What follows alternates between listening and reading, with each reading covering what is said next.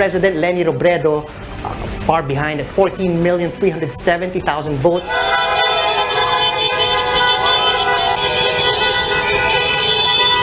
Marami nang nagsasabi na tapos na pero hindi pa talaga. Antayin natin hanggang talagang maliwanag na maliwanag, mag 100% ang pagbilang. Hanggat tayo ay mag-celebrate o mag-isip na tapos na. Ngunit kahit hindi pa tapos nga ang pagbibilang, hindi makapag-antay ang aking pasasalamat sa inyo lahat.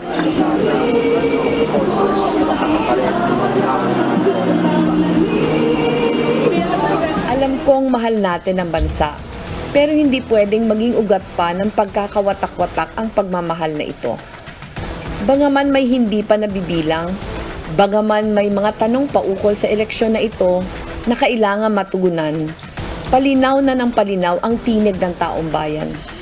Sa ngalan ng Pilipinas na alam kong mahal na mahal rin ninyo, kailangan nating pakinggan ang tinig na ito dahil sa huli, iisa lang ang bayang pinagsasaluhan natin.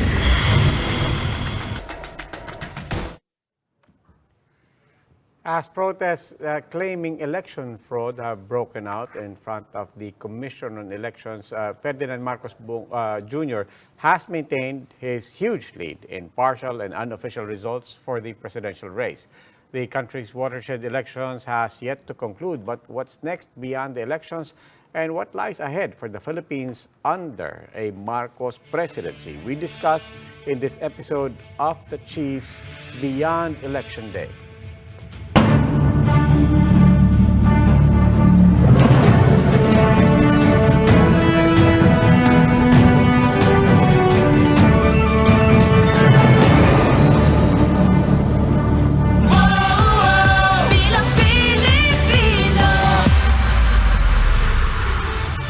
Welcome to The Chiefs. Ako po si Robbie Alampay and we're live tonight here at the One News Data Monitoring Center in Mandaluyong. With me, of course, is Ed Dingao of One News. Kasama ko po yan dito sa studio. And via Zoom, we have Lucy Cruz Valdez of News 5. Chiefs, happy Tuesday. Happy Tuesday. Malapit ng Biyernes. Pero matapos na ba? Tinutundukan mo na ba yung eleksyon? Tapos na ba? For all intents and purposes, it's done. Diba? The numbers are clear, and I think that's all we have to go by. But what do you make of these reports, supposedly, na may pinisilip pa na kung may basis for any protest? And there are people protesting on the streets. Yes. Yesterday, the statement of Vice President Leni Robredo was very magnanimous, also reminding people, let's accept the will of the people and so on. And sinabi niya, para naman nakikita natin mo rin. But it did stop short as well of conceding. Yeah, of a concession. Yeah. Ako, of course, you can ask our guests later. But ako, I take everything, I take all these doubts with a grain of salt in the same way that I looked at Google Trends with a very, very huge grain of salt. In the end, I'd like to go back to science. Not unless anything can be shown to disprove the numbers. That's what you have to go by. Whatever happens, whatever mandate is given to the next administration, that does not dispel or discount or erase whatever facts are already on the ground. And that's pretty clear. It doesn't change facts. You just have another set of facts to add on. Let's bring in our guests. You already alluded to them. We have with us in the studio Professor Edmund Tayao, Executive Director of the Local Government Development Foundation. And of course, kapatid natin dito sa network, former Defense Secretary and Senator Orly Mercado. Good evening, gentlemen. Welcome. Good evening. Good evening. Happy Tuesday. Could I, kasi kanina sa hallway na naabutan ko si Senator Orly. And I do want to, obviously the big story is Bongbong Marcos. And Marcos returned to Malacanang. I'd like to ask Senator Orly because mahaba-haba rin ang history mo sa mga Marcos. Let's start with that. In all seriousness, how do you feel right now with the return of the Marcoses to power? No, actually, I didn't expect it in my lifetime. Sabi ko, baka by the time if that thing happens, wala na kami rito sa mundong ito. But 6 years is a long period, if you look at it in one way, but it's also very short. And kanina, nanonood ako sa BBC yata yung pinanood ko, Al Jazeera. They inaugurated a new president of South Korea. He just won the election. He's a conservative. He was the one who prosecuted Park Chung-hee, the daughter of Park Chung-hee. And Park Chung-hee was the strongman of In the 80s. in the 80s during the Cold War. Wala naman ako ini-imply dito, no? Pero sinabi ko, ang gulo ng palad, bilog yan eh. Talagang gulong. Oh, gulong. Sabi nga na, huwag niyong tutularan ng gulong dahil sa, minsan niya nasa ibabaw, minsan nasa ilalim. Huwag ka lang tutulad sa gulong ng sorbetero na nasa itas ka na, tinatapakan ka pa ng sorbetero. Pero kung umikot yung gulong, at umabot, at anong ibig sabihin nun? Anong saysay nun? That these are things that you cannot predict really, because when you come to think of it, you look back, people forget very easily. And it comes to a point wherein history is lost. And to me, that's one of the things. I'm sure Ed has his own views on this matter. Well, I had the pleasure of sharing the same university with Senator Orly at one time, no? And every now and then, we discuss the current events in the hallway, and of course, we have two different vantage points. To a certain extent, masyado lang diplomatic yung explanation ni Senator Orly. Pero ako kasi, I don't know, my bias has always been with the system. And my bias has always been that it's not the culture, it's not being Filipino that's inherently wrong or deficient or something, no? It's really the system, because if the system allowed a more established set of processes, then we would have already graduated from a very personality-oriented politics. And we'll continue this conversation. In fact, we'll still continue it now. Let's bring in our other We friends. just want to bring in, especially habang malakas pa ang signal, and we don't want to take risks here. And also, very important guest, looks like he's going to make it. Di ba? He's in the top 5, top 6. Well, and also, I want to acknowledge also, kasama na rin natin dito sa Chiefs, joining us via Zoom, Lucy Cruz Valdez, ang hepe ng News 5, kasama na rin natin. But let's bring in now Senator Chis Escudero, who is joining us via Zoom. Senator, welcome. And welcome back. Robbie just governor still. Robbie, Ed, Professor Ed, Lucy, Mano Orly, Senator Orly, magandang gabi po sa inyong lahat at sa lahat ng ating mga taga-subaybay. Pagbati mula sa lalawigan ng Sorsogon. Sorsogon. Sabi ni Senator Orly, idiretso ko na raw. Senator Chis, pinag-uusapan namin ang pagbabalik ng Marcos sa Malacanang. Hindi naman kaila sa inyo ang mahabang istorya rin na yan. But him running under the platform and the promise of unity, sa ngayon, like we said, Leni Robredo, kasama nyo sa Bicol, said a lot of really good things yesterday as a message, conciliatory and also reassuring her followers, but also stopping short of a concession. What do you see in the immediate days? Kahit bago pa maproklama, but starting today, starting tomorrow, what do you see by way of things that will heal, should heal, and will be difficult to heal? Ang pabigat, ang hamon ay hawak ni dating senador. Hindi ko ba pwedeng sabihin President-elect, pero pwede na rin siguro President-elect Bongbong Marcos. Kung paano talaga patotohanan yung kanyang mensahe ng pagkakaisa. Dahil sino man ang mananalo, ngayon mukhang siya na, magiging presidente siya ng bawat Pilipino. Bawat Pilipino, binoto man siya o hindi. Bawat Pilipino, gusto man siya o ayaw sa kanya. Bawat Pilipino, minumura man siya o sinasabing I love you sa kanya. Hamon ito para paghilumin ang sugat ng nagdaang 70 araw na pangampanya na hindi makikakaila. Isa sa pinakamainit na kampanya at eleksyong nakita ko. Hindi dahil nag-aaway, nagbabangayan o nagpapatayan ng mga kandidato. Dahil nag-aaway, nag-unfriend, nag-unfollow ang mga supporters. Dahil lamang sa magkakaibang kulay na dinadala nila. Hamon ito sa bagong administrasyon, kabilang na ng pandemya. kabilang na ng muling pagbangon ng ating ekonomiya, ang muling pag-isahin ang ating bansa. Sana hindi mabigo ang ating magiging bagong halal na Pangulo na harapin ang hamong ito at mapagtagumpayan at malampasan ang hamon na ito.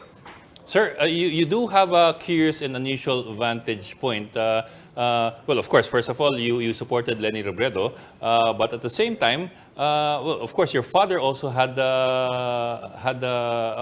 was also one of the cabinet members of former President Ferdinand Marcos.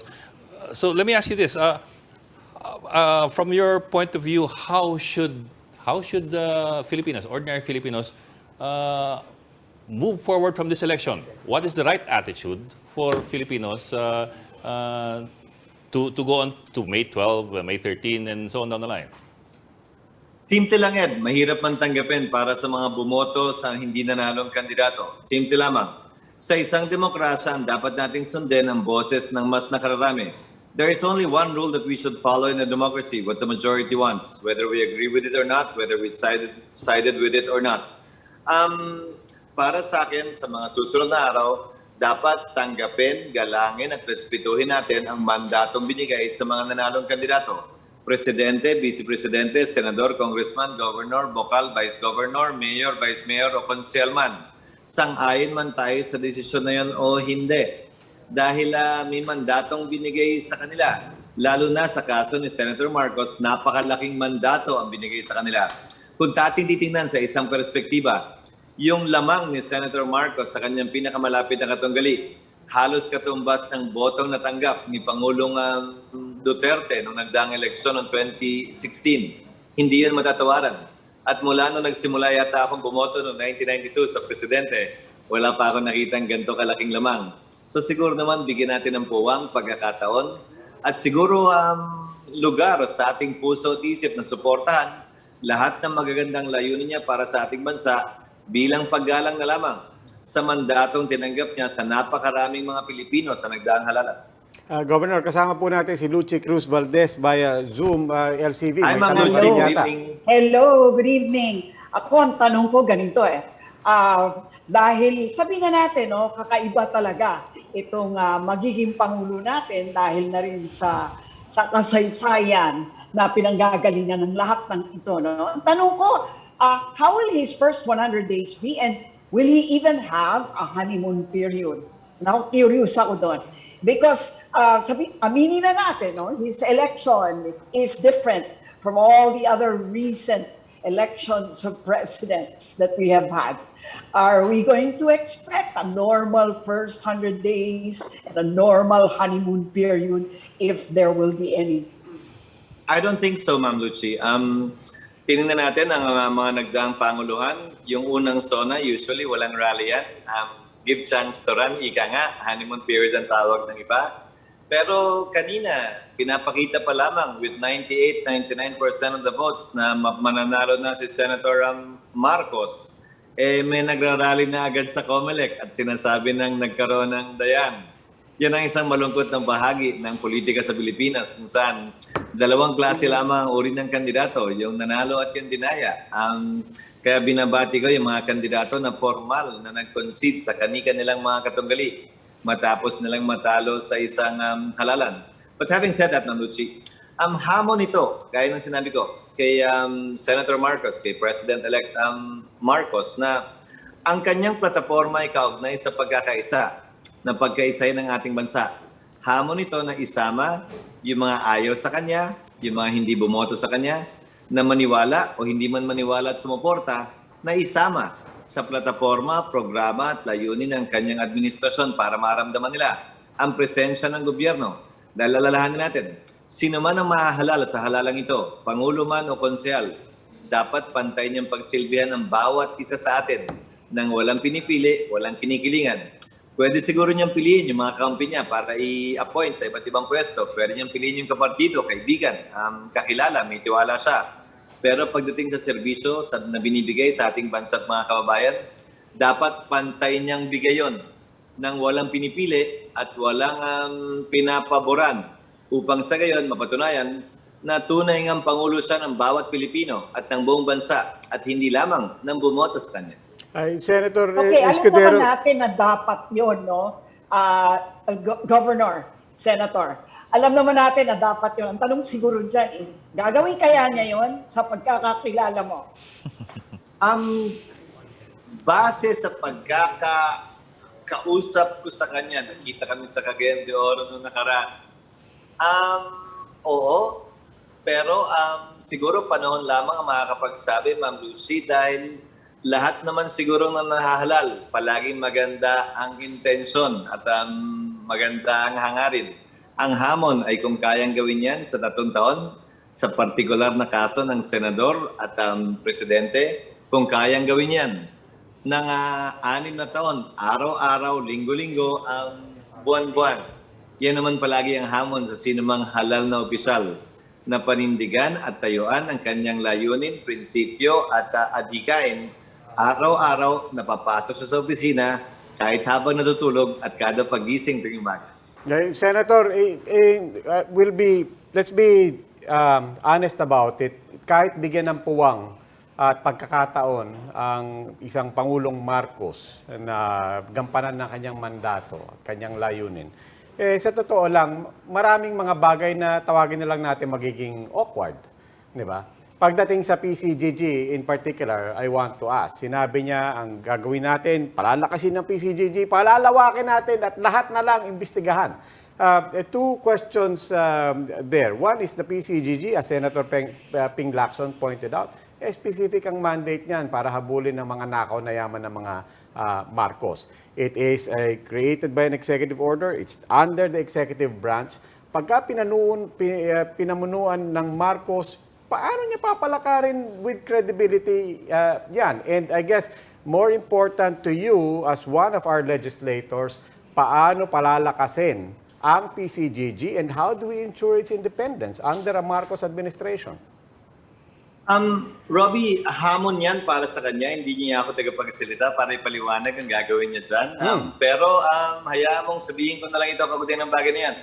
It's been 36 years since the PCGG was created. Kung hindi pa nila nahabol makalipas ang 36 na taon na malamang lumamig na kung ano man ang track o trace na kanilang hinahanap, paano natin maaasahan na mas mainit pa yung kanilang pwedeng habulin na mga ari-arian at propriedad na hindi nila nahabol sa nagdaang 36 na taon? Inimbestigahan ko na ako'y nasa Senado. Ang mga ari-arian na nakuha ng PCGG at kung talaga bang nakuha natin, tumaas ba yung balor o bumaba ba yung balor? Sa kasawiang palad, walang nabigay na inventaryo sa akin. Maski nakasama ang mga bantog na pangalan na inilagay sa PCGG ng mga nagdaang administrasyon. Wala silang inventaryong nabigay ng mga nakuhang ari-arian. Anong halaga ng mga ari-arian yun nung nakuha nila? Tumaas ba yung balor habang hawak nila? Bumaba ba at napakinabangan ba ng sambayan ng Pilipino? Hindi lamang naman question ng pagpapalakas ng PCGG ang dapat nating harapin.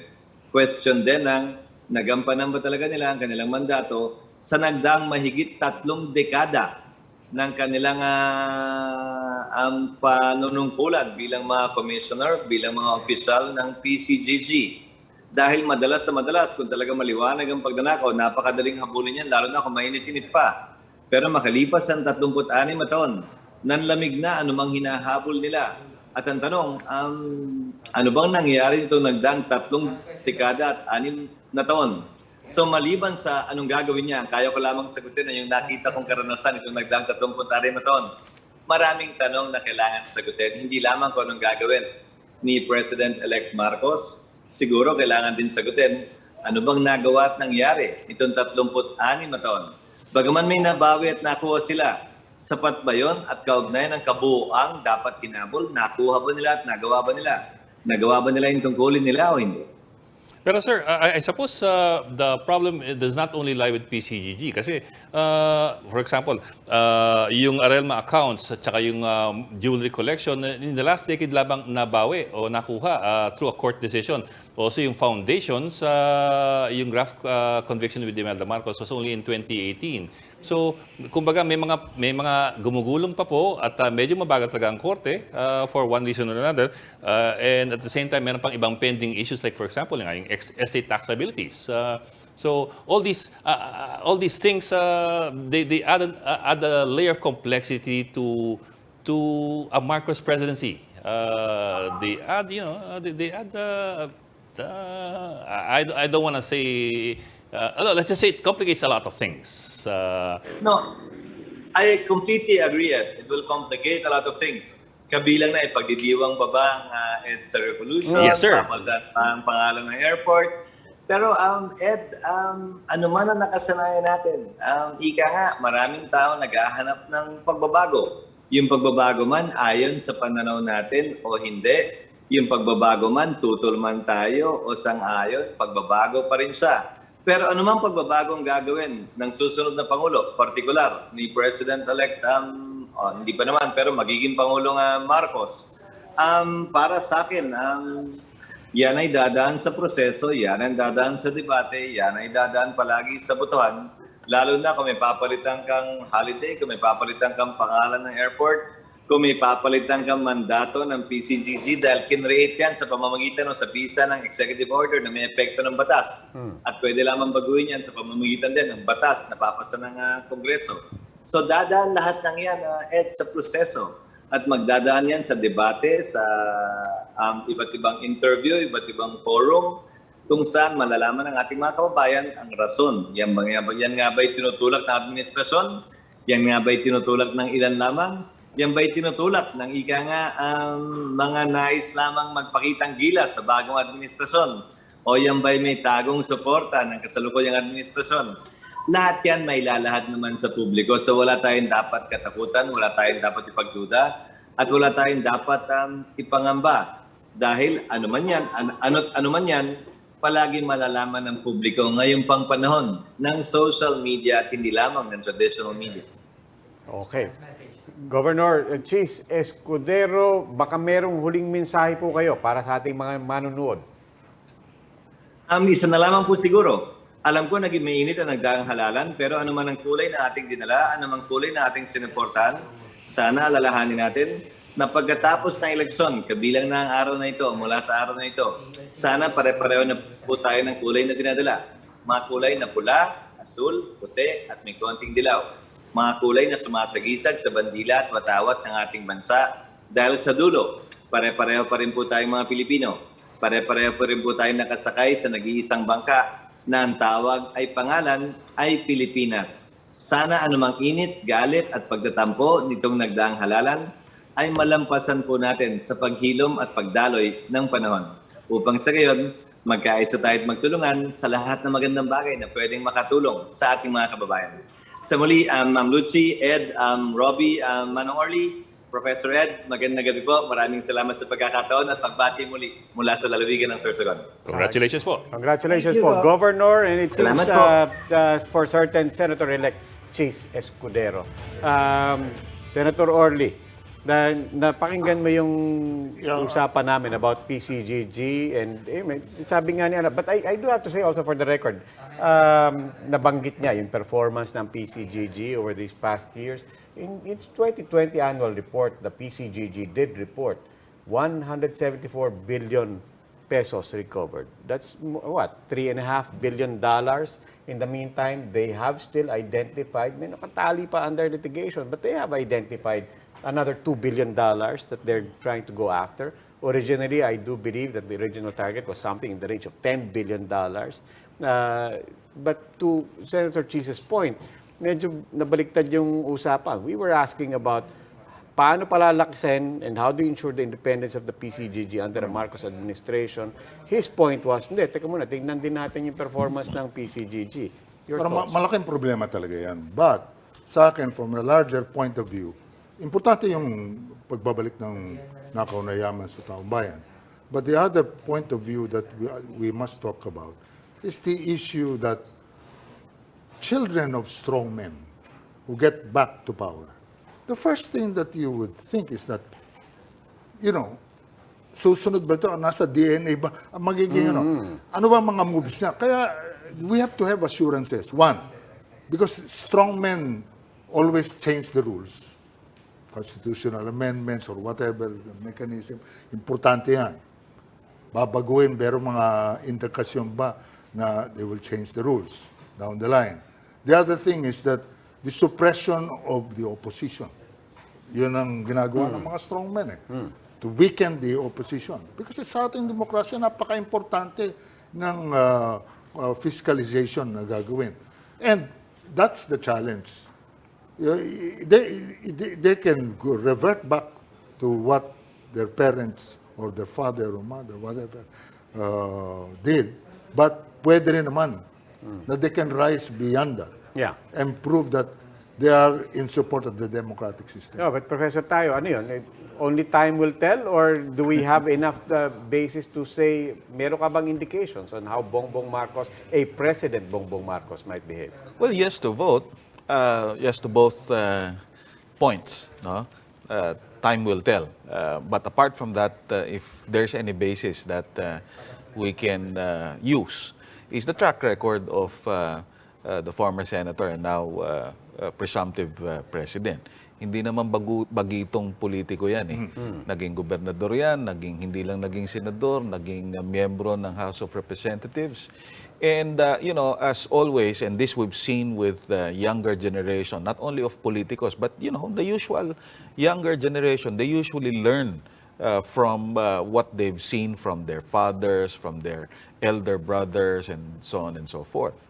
No? Now, having said that, I'm sure the presumptive president knows that if and when, let's say, one of the agenda is to refurbish, no? I don't know if that's the right term, refurbish the name of the family or what have you, that should not be the priority, because at the end of the day, he has to get his government running first and foremost. Eh kapag ka-divisive kagad yung unang galaw mo, di pa paano na? No, so in other words, if I'm right, or I'm just simply optimistic that he's a pragmatic and experienced political leader, that would not be among the priorities. Ngayon, yung sinasabi naman ni Senator Chi, siguro it's more like his point is at the very least, we know already that there are some expectations, no? Of course, precisely because the name is historical, has historical value to say the least. No, but also that it's not like that name is the only name that requires reconsideration or revisiting. So madalit sinasabi niya, let's be objective then, no, in looking at issues, whether it's PCGG or anything that's related to EDSA. Kasi again, we've always been talking about why is it that the name is resurgent. Kasi kahit na kasi pag tinignan mo yung kampanya, pareho namang magaling yung kampanya. Ito nga, meron pa nga volunteerism dito kay VP Lenny. But why is it that it did not resonate? Because many people simply have to look around and, iniisip nila, mas nagre-resonate yung nakikita nila sa paligid na that after more than 3 decades, walang nangyari. Okay, we'll pick that up later on, but for now, we'll need to take a break. The Chiefs Beyond Election Day continues when we return.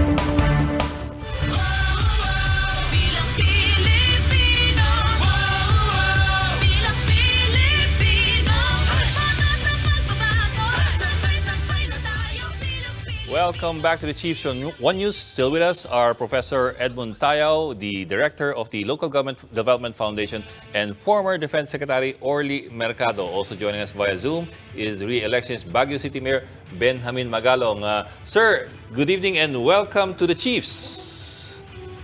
Good evening po, Professor Ed, Ma'am Lucy, Secretary Orly, at si Rabi. Si Rabi, sir. Good evening po. Yes, sir. Sir, hindi po professor si Ed. Hindi, Dalawa yung Ed Tayao. professor at saka si Ed. Ako, Miron Ed lang ako eh. Miron Ed. Professor Ed. Tama. Miron Ed. Lucy, bato ko lang sa yung first question for Mayor Magalong.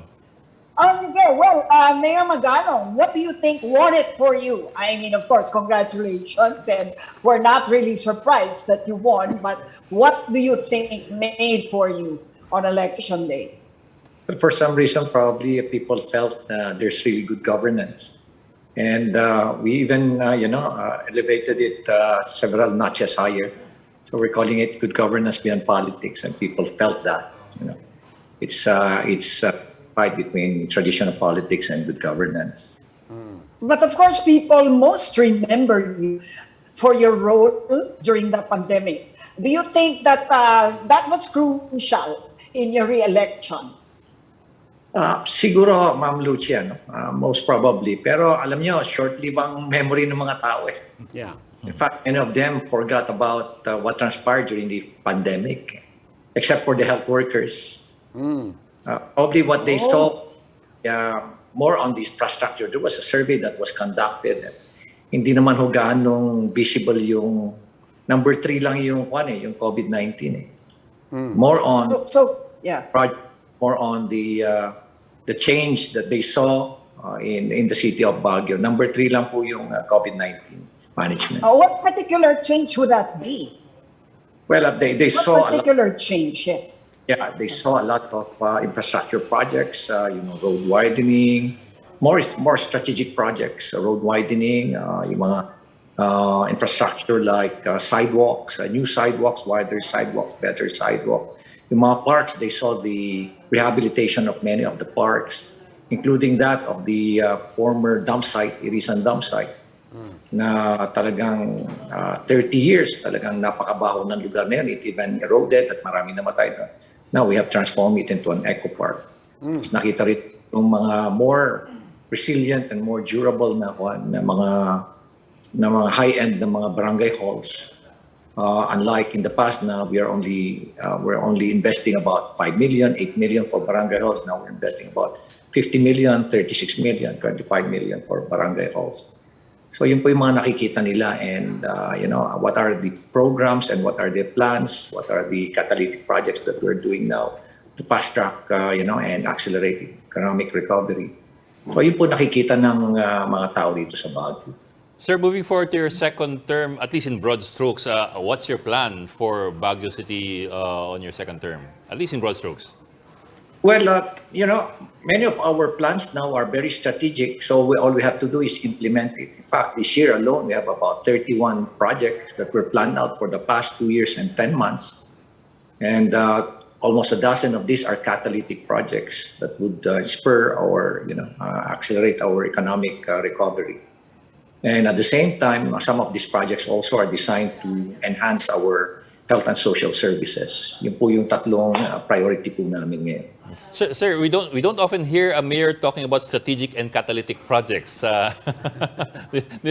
So you're really talking medium to long term.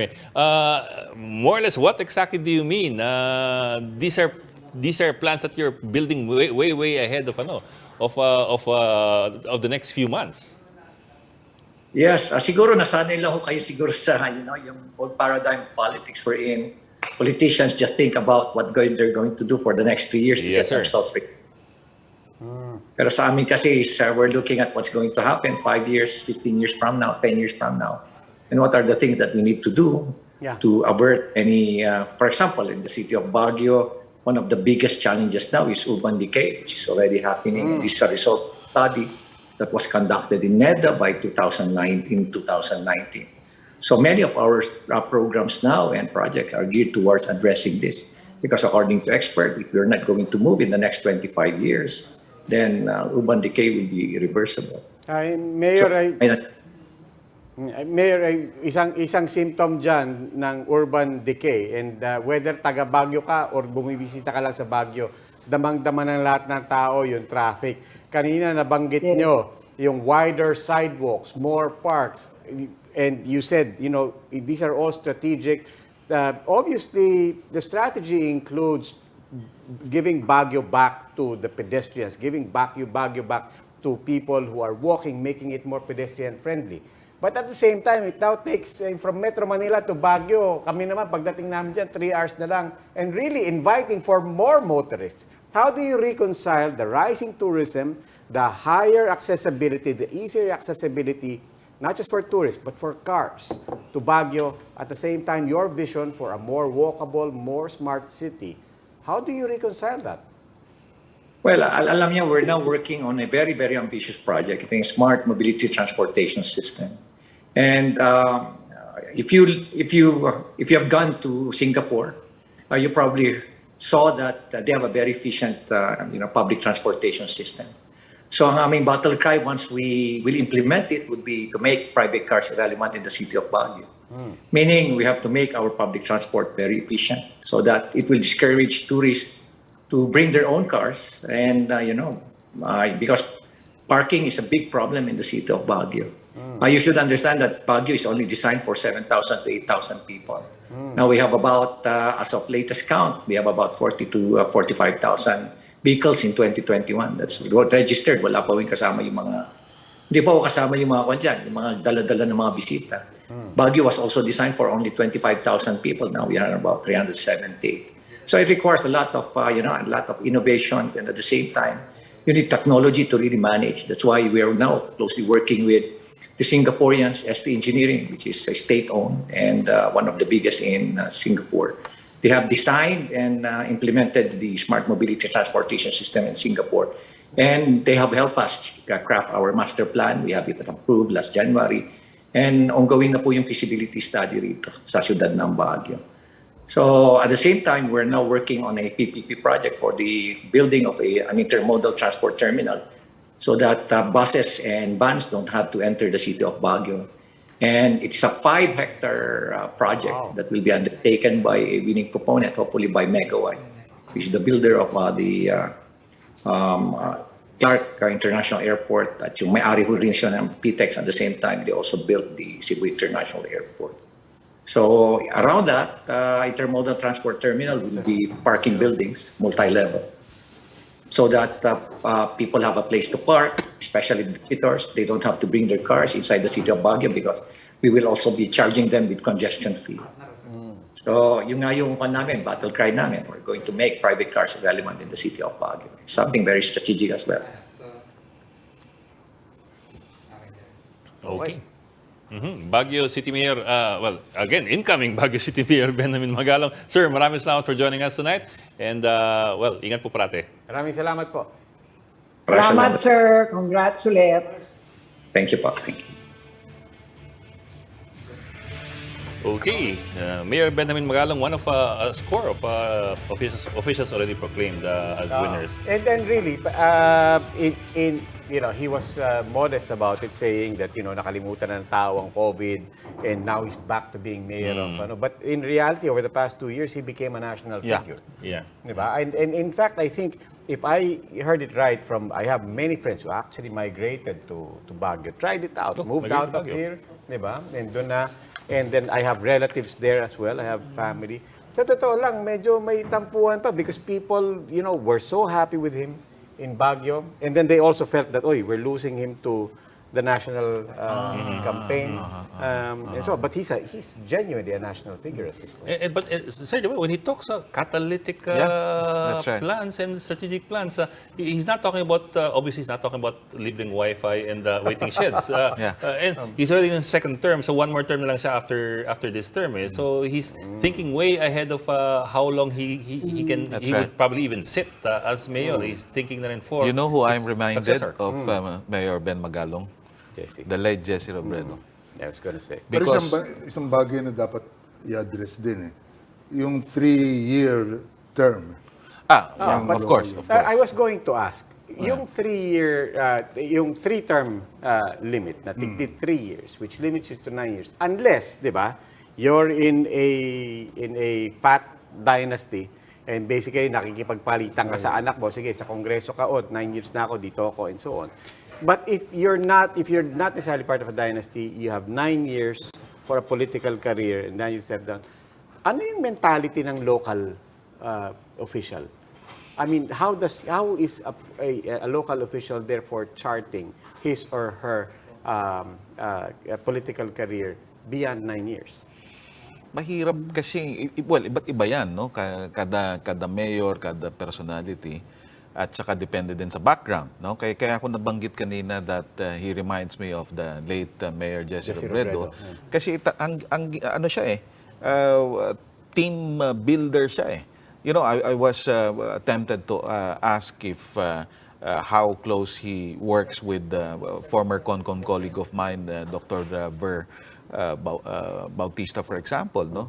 Mga academic yan talaga sa Baguio. At hindi lang siya yung academic that the mayor actually works with.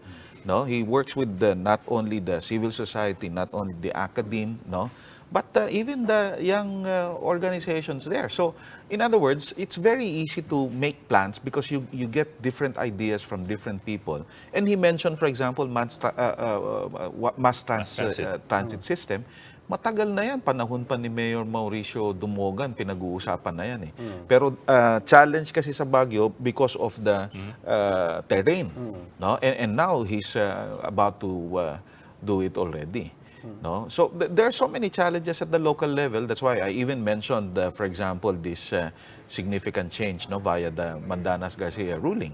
Now, having said all this, ang hirap mong isipin how local politiko will chart the future kasi mahirap, it's difficult to expect a professional path for a politiko precisely because it all depends on the family. Personal lahat. So kaya nga, parang sirang plaka na, I've always been saying, if you have real political party, you don't even have to legislate anti-political dynasty provision because yung pangsala mo, yung pang-vet mo, yung pang-prepare mo is already the political party. I don't know how and when we are going to get there, but until such time that we really have working political, public institutions like political parties, hindi tayo makaabot dun. Mabigat ang problema yan. But sir, there have been so many attempts, failed attempts at political party reform. In fact, I remember nga, the closest we had to some sort of a bill na... Pumasa yun. Nakwento ko nga kagabi yan sa panahon ni Gloria. No. During the time of the late President Noynoy Aquino. Noy na ba? Oo, congressman pa si now Senator Sani Angara. I know the story pretty well because of course, yung mga tao katulad ko na nagpo-push for system change, syempre, isang mundo lang yan, nagkakausap kami. And it was quite a surprise when it was already in the Senate. In fact, it was already on second reading, no? The way I remembered it. And then suddenly, biglang hindi natuloy yung ongoing public hearing. There was a mysterious phone call. No? So, having said that, it would have been a gain to whoever was really the deciding factor. No? Nag-gain sana sila noon, nung panahon na yun na mapasa yung batas na yun. Okay, Pero nga, the point nga sir there is, it's to the disadvantage of political parties to lose that power to allow turncoats to join. Exactly. Kasi if you have real political parties, you'll have career political party bureaucracy. So meron kang power within the political party that's also responsible for vetting and preparing candidates later. No, itong mga kandidatong to, pagka nanalo sila, they will be powerful in the overall public collectivity. Pero within the party, meron kang control mechanism. I imagine yung mga political structure within the political party is precisely the kind of thing that drives other people to say, ay, magtatayo na lang ako sa sarili kong partido. Exactly. You know, we have a lot to do. Some of them, or most of them, would require constitutional amendments. And if there are constitutional amendments to be made, it should be done early on in the term of the president. That's right. Don't wait for even the middle portion because you will be subject to a lot of suspicion. That's right. Especially this incoming You're president. saying, That's right. you're saying if you open the charter change discussions under a Marcos presidency in the first part of his act, that is not up to suspicion? No, but there are things that we have to work on.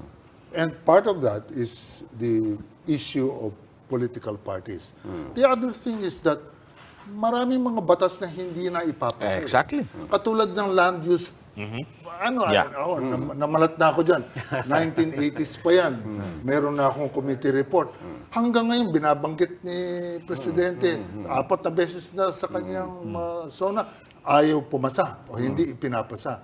Because merong conflict dun sa powers ng... Yes, Luchi. Yeah. Ako nga, ang tanong ko nga, Orly, is this, no? Parang given that, a Marcos presidency will also most likely give rise to, and we're seeing it already, a supermajority, do you see the Senate performing its traditional role as the main fiscalizer still, considering that he will have full control of both houses? And he can very well push for charter change early on or any time during his term, and he will most likely be able to see it through. Tsaka subscript doon, huwag na natin pag-usapan yung House of Representatives. Diretso tayo sa Senate. Pero I'll tell you one thing. Yung House of Representatives, kakampi naman ng Presidente yan, conditionally, The diba? senators- Pero yung Senate, yun ang fiscalizer. 24 republics yan. Kahit na si Cory Aquino when she assumed the presidency, lagi niya sinasabi, nung kinakampanya kami 24 na senator, huwag na kayong pumili ng opposition. Dito rin sa kanila magagaling ang mga critics ko. And it came to pass. It became true. Okay, sige, mamaya. And do you think that will happen now? That there will actually be an opposition that will spontaneously form within the Senate? Sige. You are not worth your Sige, vote. mamaya national titingnan vote. natin yung 24 republics na yan.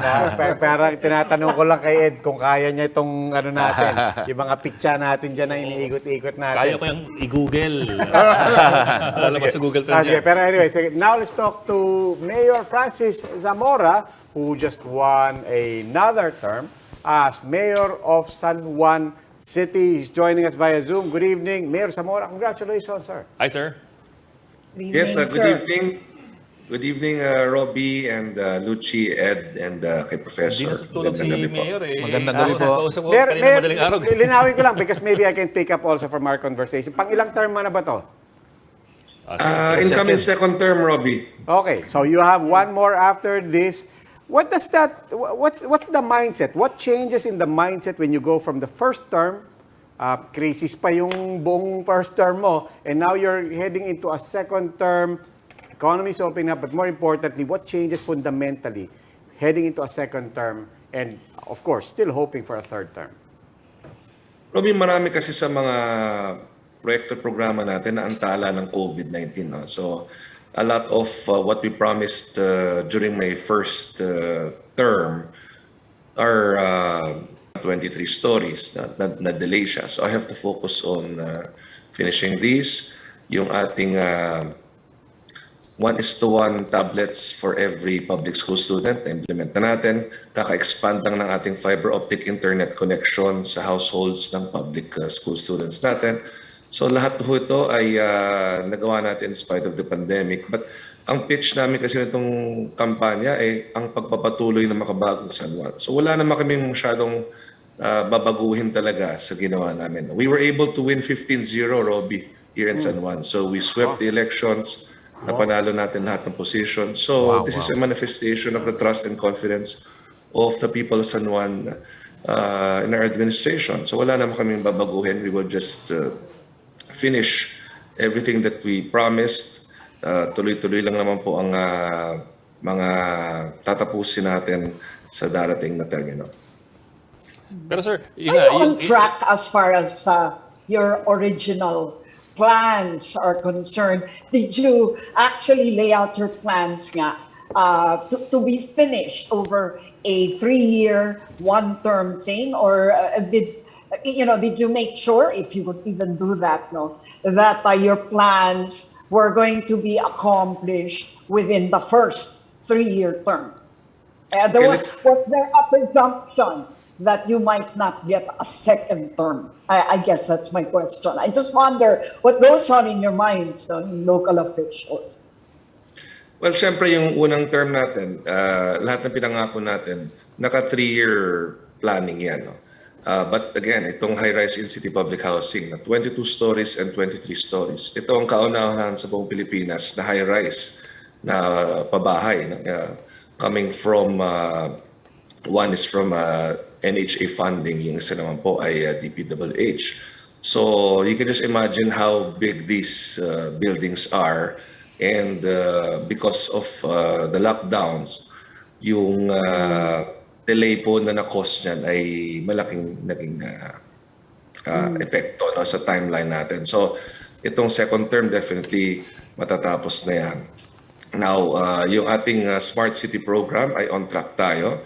Like what I mentioned, no, yung ating public school students, 1:1 kada tablet. No? So sabi nila dati, no, nung previous administration, sabi nila, imposible daw magawa, ngunit nagawa po natin yan. Aside from that, meron silang fiber optic internet connection sa kanilang mga tahanan. So they were close to 7,000 households of public school students each have modems with fiber optic internet connection. So nagawa rin ho natin yan. Yung ating San Juan Medical Center, zero balance billing na ngayon. Isa yan sa mga pinangako natin ng first term, nagawa rin po natin. So lahat naman ho ng napangako natin, nagawa natin except that some infrastructure projects are still ongoing. No? Yun yung na-delay because of the lockdowns, no? Yung hindi pwede mag-construct for a very, very long time before. No? Yun yung tatapusin natin. Yan. Of course, COVID-19 really altered the course of our first term. Wala naman talagang kahit sinong mayor sa buong mundo ang handa dyan. No? So, doon na on the spot kami talaga natuto kung ano ba dapat gawin. And I'm happy to say that San Juan performed very well during this pandemic. Tayo pong nauna sa buong Pilipinas na nakapagkamit ng herd immunity. We were number 1 in vaccination in terms of vaccinating the percentage of our population. Nakapaghandog din tayo ng 19 waves ng food packs ayuda sa buong San Juan. So kaya kong sabihin na itong pandemya walang nagutom sa ating mga mamamayan. So these are the factors that led to the 15-0 victory. I believe na yun ang dahilan kung bakit na-sweep po natin ang election dito sa San Juan. Sir, you succeeded in ousting your rival political family in 2019. But in this year's elections, we've seen a resurgence of that same family. In fact, they bagged, they're sure to bag 2 Senate seats in this coming Congress. Now, of course, iba yung sa local, iba yung sa national. Pero at the same time, kabit-kabit din po yan. Would you expect a firmer challenge from that same family in 2025? I know it's far, far ahead, pero, well. Si Ed, tinanong din ako ni Ed kanina niyan. I'm still fishing for an answer that we can, that we can chew on. Actually, Ed, no, anything can happen. Ang kalaban namin itong elections na to ay Ejercito. No? My sister beat an Ejercito for Congress. So in 2025, posibleng mag-field sila uli ng slate nila. Pero malaking bagay itong 15-0. No? This is a resounding victory at saka very, very rare na nagagawa ito. Lalong-lalo na sa San Juan. No? Even the Iglesia ni Cristo, I'm very thankful to them because lahat ng 15 candidates po namin ay in-endorso nila. So maraming firsts po ng nangyari dito sa San Juan itong elections na ito. Mayor, huli na lang po. Of course, we have practically, in this past 2 years, we've just been talking about COVID. Pero napakabilis talaga ng mga pangyayari. We were expecting now, dadaan tayo sa eleksyon. Di pa natin alam dati kung anong mangyayari sa eleksyon with COVID looming. But kaya nga po nasabi kanina rin ni Mayor Magalong, parang nakakalimutan na nga ng mga tao yung na may COVID pa nga pala. No? But I want to ask you, you've said you did perform well, it became better as we went along and we learned a lot. Did we institutionalize, would you say, for example, if there's a new variant, and I'm not just asking about San Juan, but even as a nation, as you've experienced it, would you say kung may new variant or a totally new pandemic, what are now in place that were not there in 2019 that makes you confident that we can handle something like this again? Alam niyo dito sa San Juan, ang kaya ko sabihin, all the rules, regulations, and guidelines that we implemented, nakikinig, no? Sumusunod sila. Kaya nga, in spite of the fact that the first local transmission of COVID-19 in the Philippines was detected here in San Juan, it really became our motivation na dito rin po nang tapusin sa pamamagitan niya ng high vaccination rate. That was our driving force. Kaya talaga nagsumikap kami na mabakunahan ang buong populasyon natin. So regarding your question, kung meron mang mga ibang variants na darating, meron naman tayong in place na mga health and safety protocols na naintindihan na ng ating mga mamamayan. Nung simula pa lang, nung sinasabi natin, magsuot ng face mask, sumunod sa social distancing, magpabakuna. It wasn't hard for us to convince our people simply because we had to explain to them why. We had to educate them, we had to inform them. So in fairness po, dito sa San Juan, very cooperative ang ating mga mamamayan, sumusunod sila. At nakikita naman nila yung mga ipinapatupad natin mga panuntunan, meron namang magandang resulta. Kaya mas madali po sa akin as mayor because I can tell them, please follow these regulations because they understand that these work. And in fact, right now, we only have 2 active cases of COVID-19 in San Juan. Nagsimula na nga tayo ng ating second booster shot about 3 weeks ago. So tuloy-tuloy lang po ang mga COVID-19 intervention programs po natin. Okay, San Juan City Mayor elect, incumbent mayor and elect Francis Zamora. Sir, maraming salamat for joining us tonight. Okay, Thank you, thank you very sir. much for having me. Sir, Okay, thank you for salamat po. having me. Ingat, sir. Ingat po kayo. Thank you. We will just pause for a break. The Chiefs will be right back.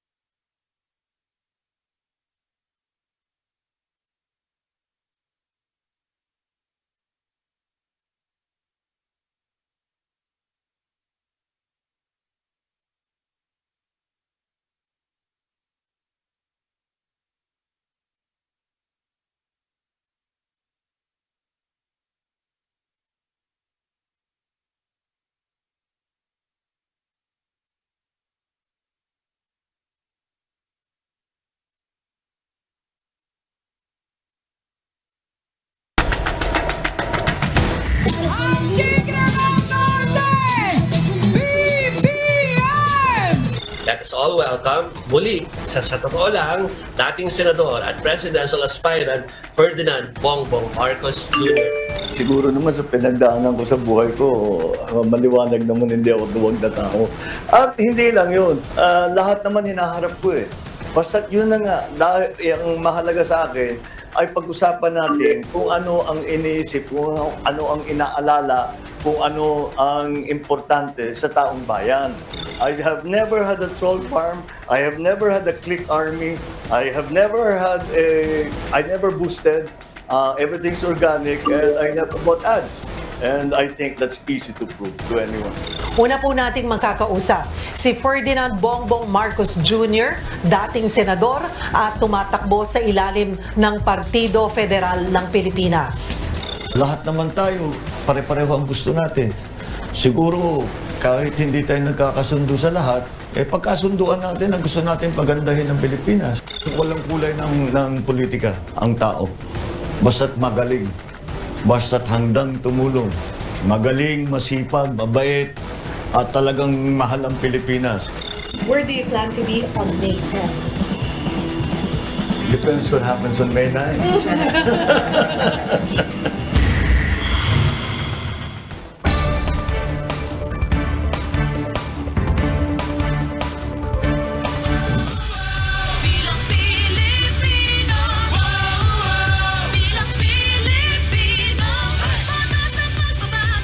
Welcome back, the Chief, here on One News. Ako po si Robbie Alampay. Kasama pa rin po natin ngayon Professor Edmund Tayo, Executive Director of the Local Government Development Foundation, and former Defense Secretary Orly Mercado. Ay, Senator Mercado, I'll turn to you again. Napanood nyo naman yung montage natin. No? Parang si Cheryl Cosin, na-interview niya one of the few people, frankly, who got to interview the candidate, Bongbong Marcos, now soon to be President-elect Ferdinand Marcos Jr. Sinabi niya, malinaw naman ang mga plano ko, malinaw naman, and so on. Do you agree, malinaw ba? I mean, is it clear to you what a Marcos presidency will look like? Well, actually, my impression of their campaign, if I look back, reminded me of Reagan's campaign. You did. It's morning in America. Unity. And he gave a very positive message. And nag-click yun. It has been, they've tried to replicate it afterwards, but he was a brilliant communicator. So you could also see there was strategy. And they really focused and used data analysis that helped them focus. We know what happened, but they were consistent and disciplined. And that's the reason why it was difficult to get them to debate about certain problems, etc. Because the message was hope. Now is the time we want to be enlightened more. Yes, but the key word was not hope, it was unity. If that's data-driven, I want to ask Professor Tayo, if that's data-driven, what did they see in the data that said, it's not hope, it's not that, doesn't quite capture it, it's actually unity? What did they see? Well, I can only second guess really why unity, because again, when we look at the politics in the country, it became polarized sometime 2010, I think. The political strategy of democracy upon the late President Cory Aquino was justifiably polarizing, mainly because she has to distinguish herself in the first place, and she has to start or restart government and democracy in the country. But when the San Noynoy took over, it was, I don't know really whether it's called for, because he was taking over from scandal, ridden administration of Gloria Macapagal-Arroyo. But if there was anything that resonated really, is that parehong euphoric yung pag-take over nung nanay at nung anak, but as to how it turned out eventually, that also resonated to the people. So the messaging really is, again, to my mind, has to play out in the context. No? So, yung unity, I'm pretty sure is something that must have been a product of serious FGDs before and so on and so forth. No? So, perhaps, and again, I can only speculate that... Kasi, I mean, not just, di ba? Parang hindi lang naman si Bongbong Marcos Yun din yung pinakampunto ni Isko Moreno Di ba? Parang yun din naman ang, di ba? It was basically the same message and I would think it's coming from the same data that they're seeing. Oo. Kasi nga, yun nga yung nangyari doon No? In fact, one of the reasons why this outgoing presidency has become very controversial is because we already have some kind of a mindset as to what kind of president are we expecting, what kind of personality, and then suddenly you elected a misogynist, you elected a foul-mouthed president. So it's really out of this world, no? Which is ironic on the one hand na, there was another word that was earlier brought about, which is continuity. Yeah. Di ba? Which is ironic that on the one hand, you're promising continuity, but acknowledging, I don't know if this is fair to say, but acknowledging that over the past 6 years, unity became the problem. So you're trying to basically say, ipagpapatuloy ko, but that's the same government that caused a lot of division and a lot of hurt. Yun yung maliwanag sa atin because wala namang ideological differences that are very clear. Wala namang sasabing hindi ako pro-unity. The rise of populism and the assault on the international liberal order can be seen also in, we're not exempt there. That's the reason why strong men have become an attraction. And every now and they're then... resurgent now. The worst But is that his promise? Hindi naman yun ang promise niya. In fact, he's saying, hindi naman ako magiging diktador. And so on. And frankly, the son is not the father. Diba? And we've heard that so many times in this No, but if you are Marcos Jr. running, hindi mo na kailangan ng implication Ang ibig sabihin talaga... Reputation pa lang, brand pa lang. Prominent name kasi historical. So they had to redo. That's right. They had to recast. That. And we go back, talaga namang wala naman tayong sense of history. Pero yun nga kaya hindi ko tinitrace lang dito sa outgoing administration yung problema ng unity. In fact, nag-resonate lalo ngayon precisely because what the outgoing president was trying to impress on us is that before, masyado ngang naging polarized. And that's why precisely I was saying there was so much expectations, no, but the delivery has not been really appreciated or well recognized. So yun doon nagkaroon ng disconnect. So also explains why in the liberals lost not only in 2016, but they failed to elect even one of the senators in 2019. No, so to me that's the resounding explanation. Okay. Teka, ituloy natin yung usapan na yan mamaya. But now joining us via Zoom is Partido Lakas ng Masa Vice Presidential Bet, Walden Bello. Good evening, Mr. Bello. Welcome po to the Chiefs. Hi, Robbie. Good evening. Kasama po natin, kasi bukang mag-isa ako dito, pero kasama po natin dito, Professor Edmund Tayaw. Kasama rin po natin ang dating Senator Orly Mercado. Oh, Orly, yes. Good, and Mr. Tayo. Sir, hello. Hello po. Anyway, I'll go straight to the point. Your main takeaway from this campaign and basically the results. It looks like we have a President-elect Marcos. Your takeaway from this campaign, notwithstanding that things are not yet official.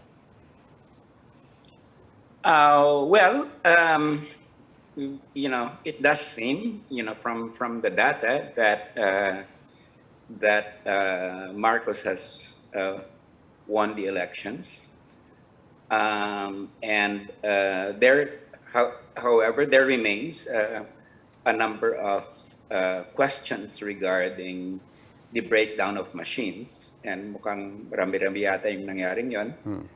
But nevertheless, I think what we need to focus on at this point is the reasons why Marcos Jr. and Duterte won the elections apparently by a huge margin. And my sense is, that there are a number of explanations for this. Of course, I'm coming from, as you know, a partisan point of view. I think they were able to basically create an image via the internet of the Marcos years as golden years instead of years of nightmare. Yeah. And were able to project that to an electorate, more than 50%, which were either very small children during martial law or were born afterwards, so had no direct experience with the what Marcos really represented and the terror that occurred then.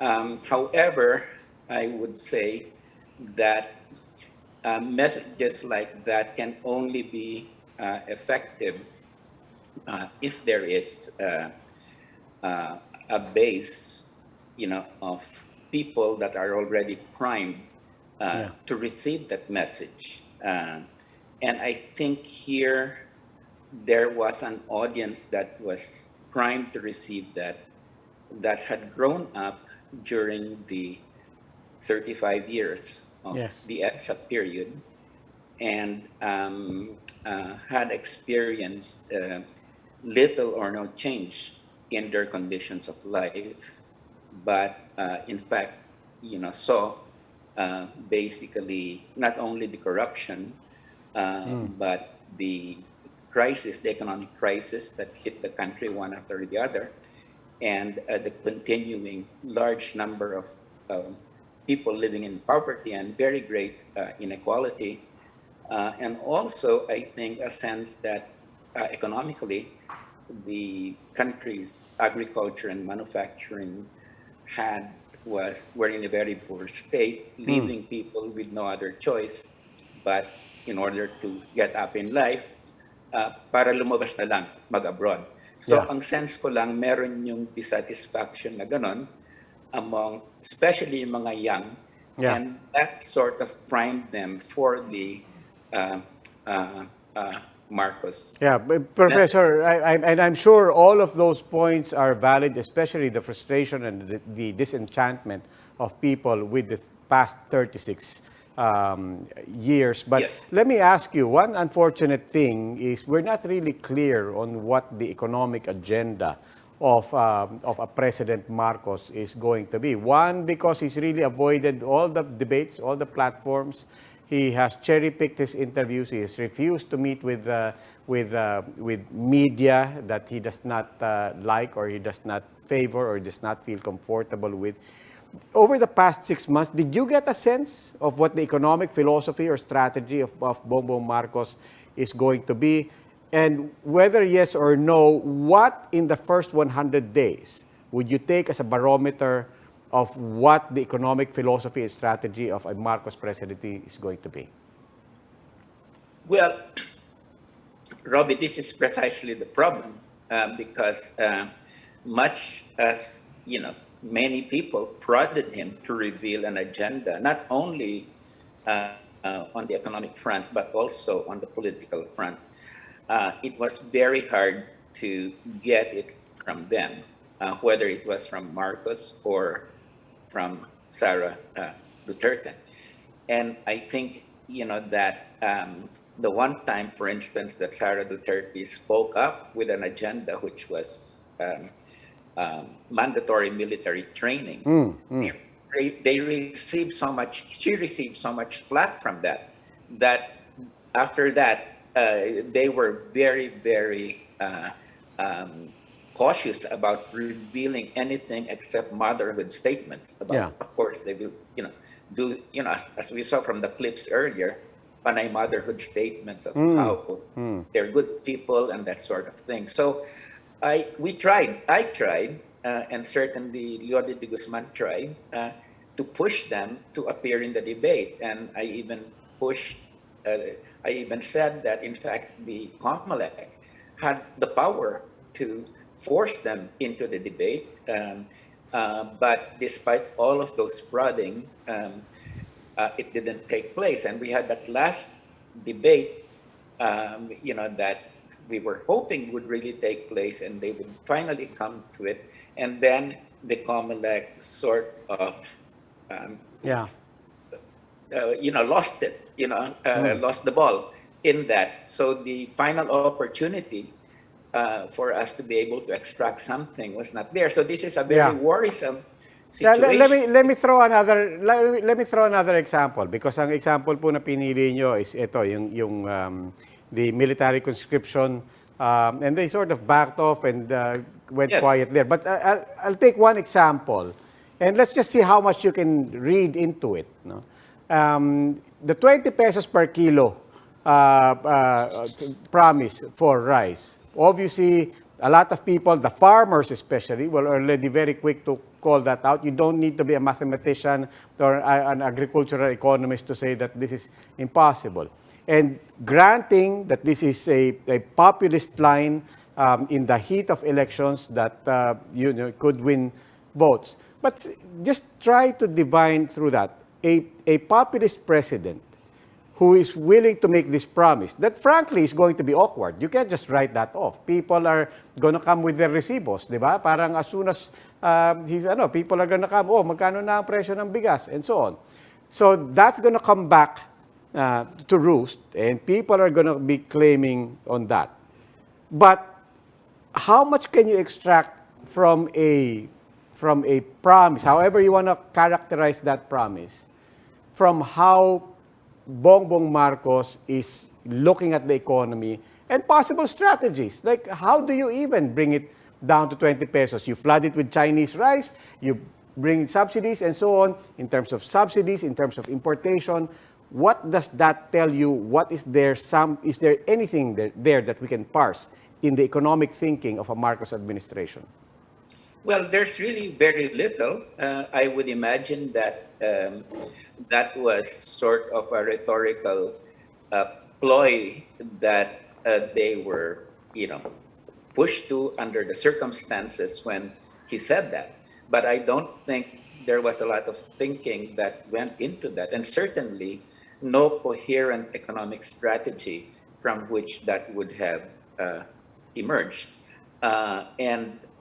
So basically, we're in the dark as to what really is the economic strategy with respect, for instance, to agriculture and the Rice Tariffication Act, for instance, with respect to other commitments, the World Trade Organization, with respect to resolving the very, very serious problem of poverty that now afflicts over 25% of the population, or the very great problem of inequality, in which less than 5% of the population owns 50% or more of the wealth, or the big foreign debt problem, of over 11 trillion pesos at this point in time, which comes to about 60% of our gross domestic product. So all of these key economic issues we did not hear from Marcos. On the other hand, the other candidates had to come out with programs because they were in debates. And we saw how the debates were very productive as to pushing the candidates to come up with proposals. So Marcos was not subjected to this, and I think the point was they felt that being subjected to that process would expose the fact that he and Duterte really had no economic program, so it was better not to tough it out and not to appear in the debates, because sa cost-benefit analysis nila, they would lose more than they would benefit by being exposed to the It goes to something that Senator Mercado was saying, the discipline of the campaign of no talk, no mistakes. In the meantime, Professor Bello, unfortunately, this is all the time we have. We do want to greet you at the end of your campaign. Any final message, sir, for the people who supported you and the people who followed these elections? Well, two things. When we entered, Calyodi and I entered the fray, we had two objectives. One was to win the election, of course. And second, it was to popularize what we called our program of democratic socialism. And although we did not win the election, we were very much successful in reaching out to people with our program. And I think that was something that was a big win for the campaign. So now we are going to a new era, and as I have already wrote today, one is that I am definitely going to be part of the opposition. I certainly do not trust this coming government. It doesn't give me any reason for trust. And I began my campaign with 3 words, and this was "fuck you, Marcos," and I'm ending it also again with "fuck you, Marcos." And we're not going to let this administration off the hook. We will make sure, that it will be accountable for everything. And Robbie and Orly and others, you realize that this is an alliance of convenience, dynastic alliance of convenience between the Duterte and the Marcoses. And this is not probably going to last even a year, because we know, that dynastic alliances are so fragile. And so my sense about this is that we're going to have 6 years of real instability, because there is also a large part of the population that is not reconciled at all to Marcos becoming seen as a legitimate president. Yeah. I think you will see splits in government and even within the military. So I think that that's the kind of scenario that is that the country unfortunately has to look forward for. But I think progressive forces really should organize to be able to give an alternative to our people in the midst of the crisis that we are entering. Okay. Professor Walden Bello, maraming salamat po. Maraming salamat rin, Robbie. Thank you. May nabanggit siya, na-intriga ako doon. Pero hindi ba yung, I was thinking about the democratic space that they have left us. As a consequence of, am I correct in my assumption that the leftist members of House of Representatives, the party list, have practically lost? Wala. No, I can show you that later. But before I get to that, no, I want to ask something. Parang, in terms of the agenda of Marcos, and we grant all good faith that he wants to do a good job. But let's face it, ang daling sumbatan ni Marcos. Di ba? Every April, when we all pay our taxes, everybody is going to be saying, ikaw hindi ka nagbabayad ng estate taxes, di ba? Ang daling sumbatan. If he promises equal justice for everyone, an even hand, nanay mo, uunahin mo, di ba? Hindi pa nga nakukulong. When he says, kulong ang mga kriminal, di ba? And I'm not trying to be glib here. I'm just being realistic here. Susumbatan at susumbatan siya anywhere he goes. And in fact, even if he could travel abroad in foreign missions, the international media is going to be, whether he goes for bilateral ties or any new deal, di ba? The international media is going to be on his, behind him, talking about their history. How does he govern, and how does he effectively separate the brand, as you said kanina, from his need and our need, frankly, for him to be able to effectively carry out an economic agenda. Maybe we'll follow the admonition of Justice Oliver Wendell Holmes. If you do not stop at barking dogs, so you'll reach your objective. Ganun na lang. Yeah. Pag So, ganun discipline pa rin. Oh, discipline pa rin. Same thing that he did in the campaign, di ba? Parang tatawanan niya na lang kung ano, but I mean, it leaves it hanging as innuendo, and everybody knows. But the fact is, he did leave you to achieve his objective, di ba? Well, yeah, that's why I was only, basing my comments on the supposed background, no, of the presumptive president. Kasi nga, whether you like it or not, your only handle is his being an experienced political leader. So, what I think can be highlighted is his emphasis on strengthening agriculture, giving support to the fisher folk, and so on and so forth. In other words, I'm inclined to think that if you're a pragmatic political leader, like the presumptive president, knowing also that marami kang mga kwan dyan ang tawag doon, yung mga landmines, so to speak, that you need to avoid. So you would like to focus first on those issues that's not very political, but can... Just another concern that was brought up, di ba? Another strategy of his to keep focus is to basically not engage with media.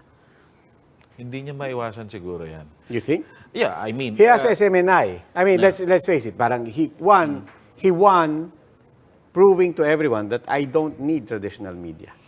Well, yes and no, because... And then SMNI along with PTV becomes the token gesture na hindi. Hinarap ko naman yung media doon.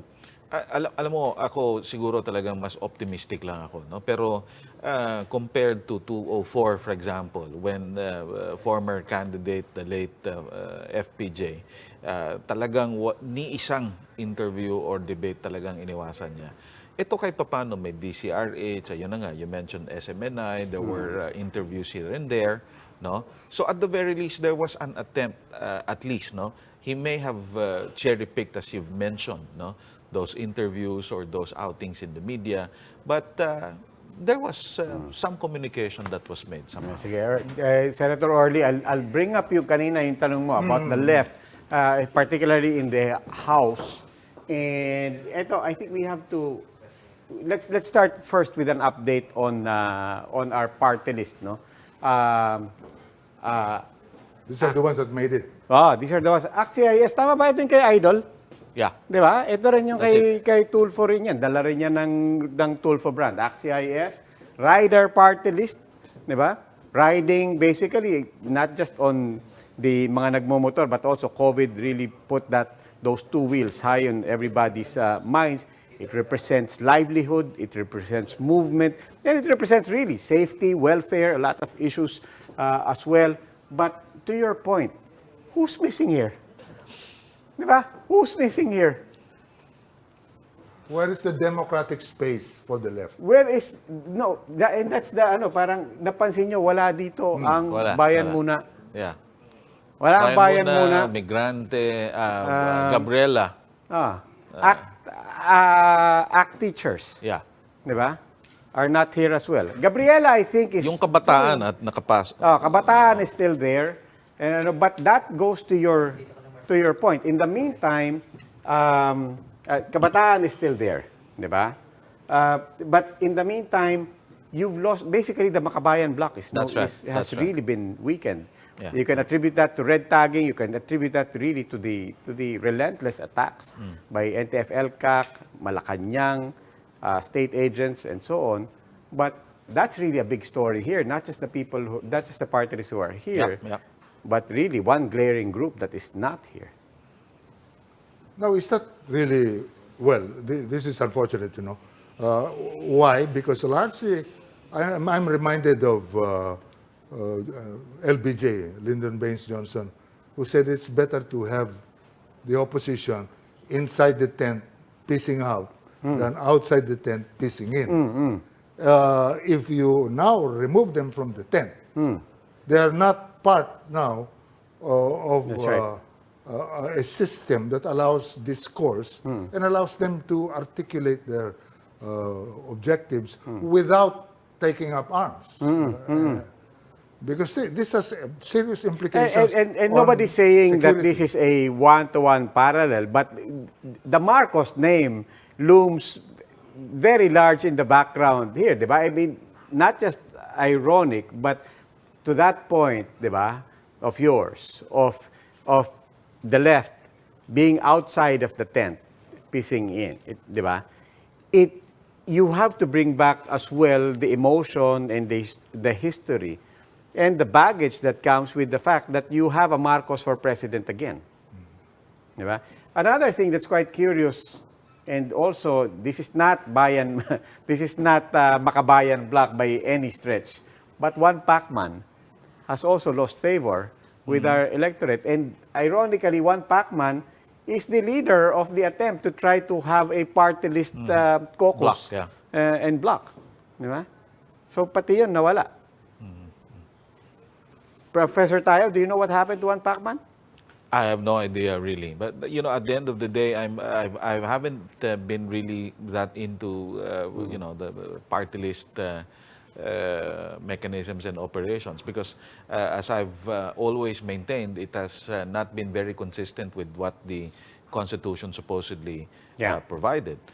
There are more questions really that is to be raised as you know, looking at the results here. No, so yeah, we one of the possible reasons really is that the relentless campaign against the left-oriented groups have really resonated. No, now whether that can be attributed plain and simple to the government campaign, or that they may have been able to show really a direct connection between the left representation in Congress and funding in the countryside, or you know, simply out and out recognition of collusion between them, is something that we should really consider, no?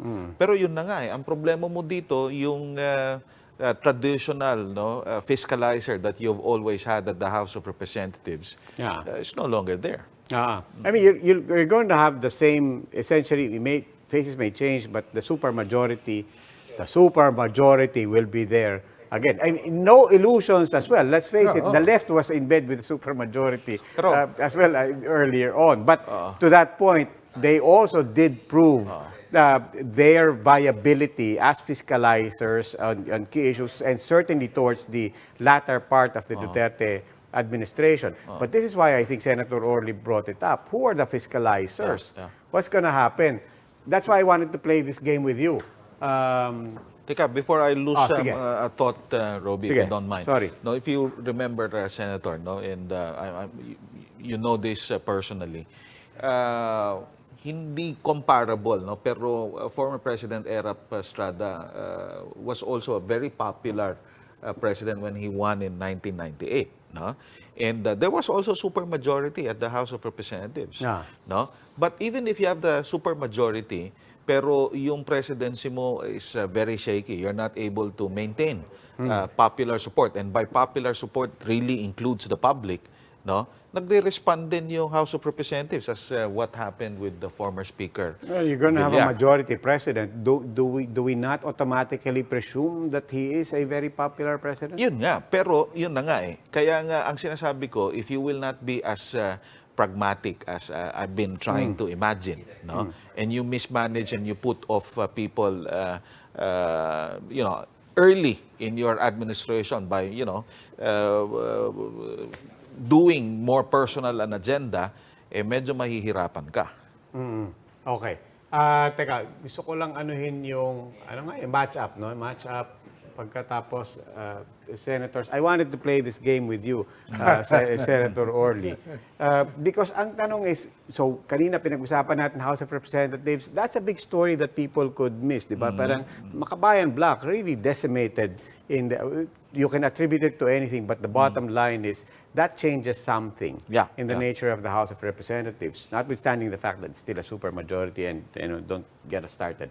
But to your 24 republics that a lot of people and a lot of politicians also put their faith in, that at the very least the Senate is not the House of Representatives, and supposedly these people have more independent minds.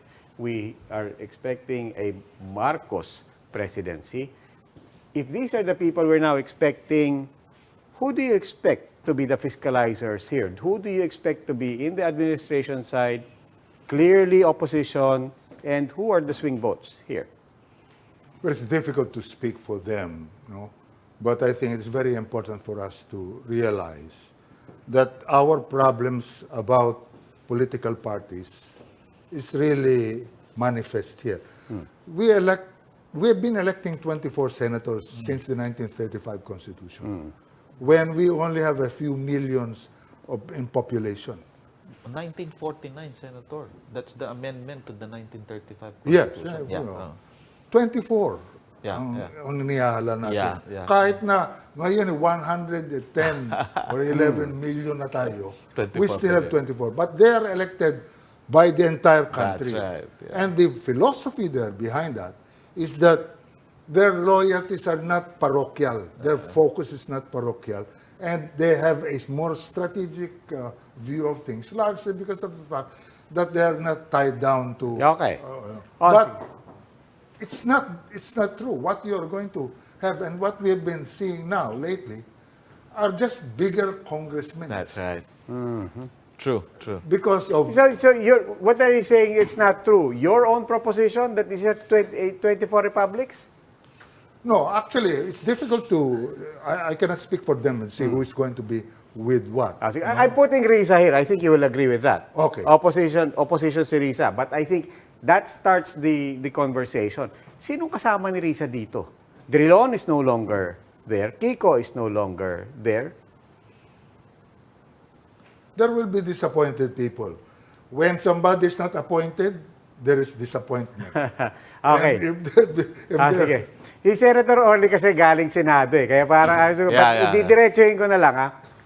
Where is Alan Peter Cayetano? Let's recall the history between Alan Peter Cayetano and Bongbong Marcos, against whom he ran for vice president and really was going after Bongbong Marcos, ill-gotten wealth, the whole history of the Marcoses. In fact, I go so far as to say, as it was said yesterday, personalan yun, yung dalawang yun. Still, he is allied with President Duterte, obviously. Where do you anticipate the politics of Alan Peter Cayetano? Kayo nila, Professor Tayaw. Alam mo, sabi mo, he's aligned with the President Duterte, but that's a very shaky alliance because there's a very significant factor in the Duterte alliance that's not very, close to or approving of Senator Cayetano. So having said that, and you mentioning the history, I'm inclined to think that he would be in the opposition. Okay. Chis Escudero. Sa akin, swing. Swing. Yeah.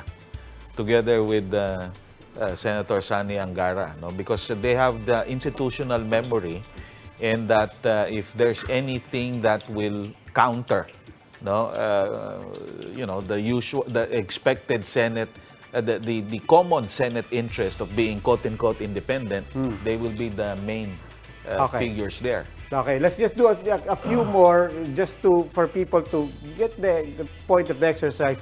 Grace po. I think she will also be swing. Yeah? Yeah. Okay. Senator Coco Pimentel, I think, will be opposition. Will be opposition, Coco Pimentel? Yeah. Well, he did stand up for the PDP laban, however belatedly. But at the end of the day, he was clinging to the history, the legacy of his father. We can grant that. Exactly. Diba? Exactly. But always remember what Lord Acton said. There are no permanent friends, no permanent enemies, only permanent interests. As long as the interests are the same, they are aligned or tangential, you are going to have alliances. Okay, that said, we had fun with this yesterday, Senator Orly, and this time you have to play this game. Bongo. That's going to be interesting. You know, when I... Okay, teka muna. Why is it interesting and why is it not a straightforward answer? Because aside from being senator, he had other powers in the last 6 or years, in this. Now, I Particularly don't know. having the ear of President Yes. Duterte. I don't know if that is still there or will still be there in the same form. I'm sure not. But you know, there are many permutations and combinations that can happen. So, So I put it on a swing. okay. Okay, sige. But everybody else, you will presume, are essentially administration?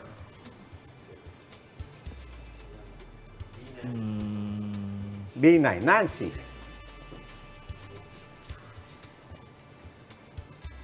Nancy may be opposition. Okay. Idol Rafi is going to be, we did ask him, Yeah, Idol baka sabihin mo, hindi kita pinakinggan. Idol Rafi, for the record, said he will be swing. But what do you think? Well, he ran as an independent, and he was neither in any of the list, as I remember. And the inclination, if I remember it right, is more with the VP Lenny. So it could be swing.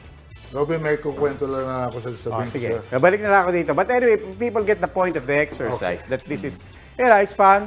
And I'll say it for Orly Mercado, hindi natin gagawing resibo yan.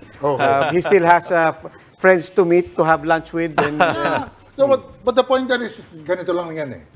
Pag ikaw nahalal na senador, national, you were elected by the entire country, you have millions of votes, you begin to hear voices that have no bodies, disembodied voices. And sinasabi sa iyo, ikaw ang tagapagligtas ng bansa. Ikaw ang susunod na presidente. That has to play part of where you're going to be in the next 6 years. True. Okay. Si Senator Orly, narinig niya yan so many years ago, joined the Senate. Now he's joining us again and we're waiting for a Marcos presidency. Oh, and the thing about my advice to the senators, the new senators, is that when you hear these voices, it's okay. But do not have running conversations with these voices. Huwag kang sasagot. Huwag niyong kausapin.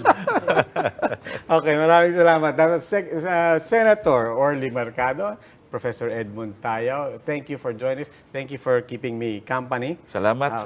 And on behalf also of all the other chiefs, maraming salamat. We will just pause for a break. The chiefs will be right back.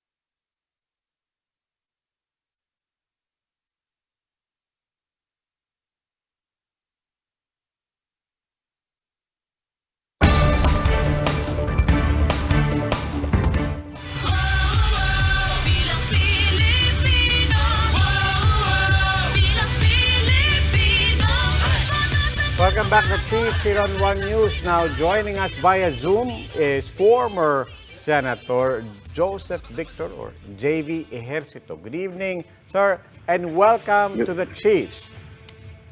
Good evening, Rob. And congratulations po. Thank you. It's not yet official, but it seems that I have already a comfortable lead or cushion from to the number 13 slot. So most likely I'll be proclaimed very soon. Mukhang safe naman po.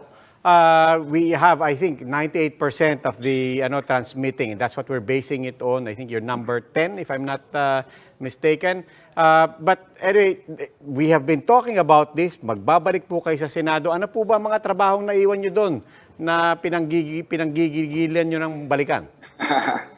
Well, actually, Rob, I have to be honest with you. No, this has been probably the most difficult fight in my political career. No, number one, I was not prepared funding-wise because I just ran 2019, and then I'm not with the two major presidential teams. Wala akong stage na tinutuntungan or a big crowd.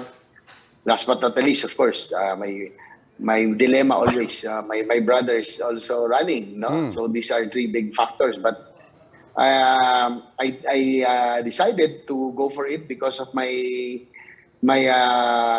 universal healthcare law, which I principally sponsored, which is a work in progress. No, na I really do want to oversee its proper implementation. So that's now my major and number one priority on why I really want to be back in the Senate. Okay. Nabanggit niyo po yung hirap ng kampanya niyo, nabanggit niyo po. You didn't necessarily have any of the major teams having you. Where does that put you in the incoming Senate if we were to simplify it between pro-administration, opposition, and swing votes?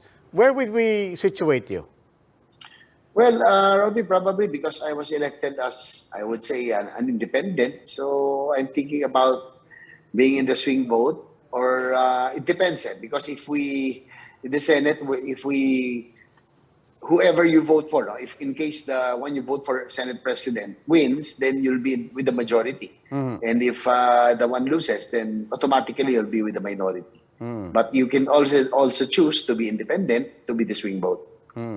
Notwithstanding itong, like you said, oversimplification of trying to put people in different camps, malaking tema po ngayon, and not just because that was the campaign theme of President-elect Ferdinand Marcos Jr.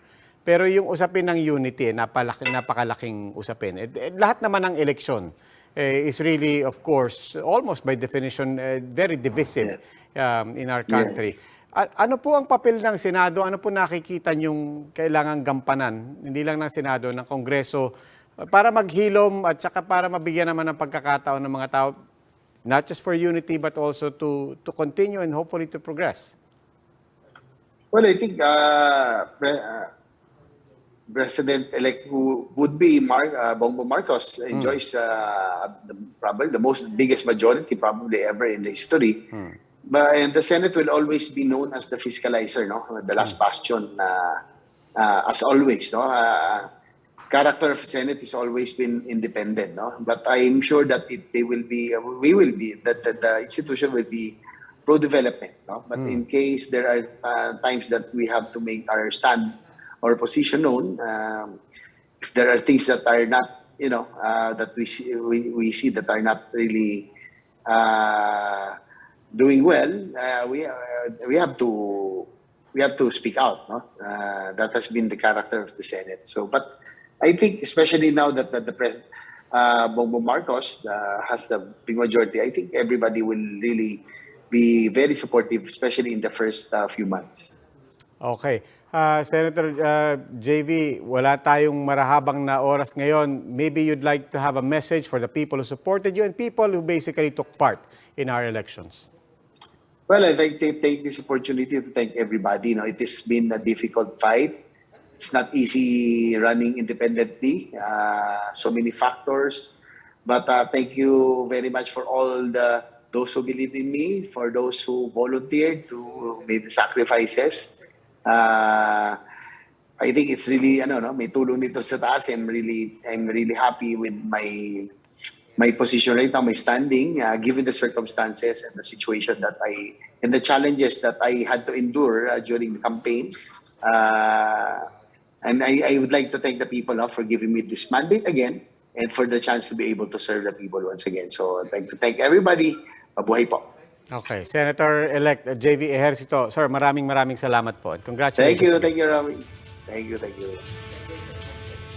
And now joining us in this last segment of our discussion are Professors Victor Andres Dindo Manhit, founder and managing director of Stratbase Group, and Professor Ranjit Rai, research fellow of Okta Research. Good evening and welcome back to the Chiefs, Dindo and Ranjit. Good evening. Ranjit, nakamute ka pa yata. Nakamute pa Good evening yata. to Dindo and Robbie and to all our televiewers. Okay, let me start by asking you this, Ranjit, because you are an interested party here. The elections looks like it is ultimately reflecting what the polls said. In the final weeks, the polls became a character itself and a player itself in these elections. What do you think? What is the takeaway here for the polling industry, and what should be the takeaway here for the public as well, as we basically conclude these elections? Oh, I think that the idea of public opinion research has been validated. The science that underlies the polls that are conducted, specifically by SWS, Pulse Asia, and Okta. And I'm singling these institutions because the methodology we use is almost similar. The design that we use is similar. We have different weights, and we use different teams that do the work at the field level. But then again, this particular type of public opinion research was validated by the results that are coming out. While they are partial, unofficial, they do,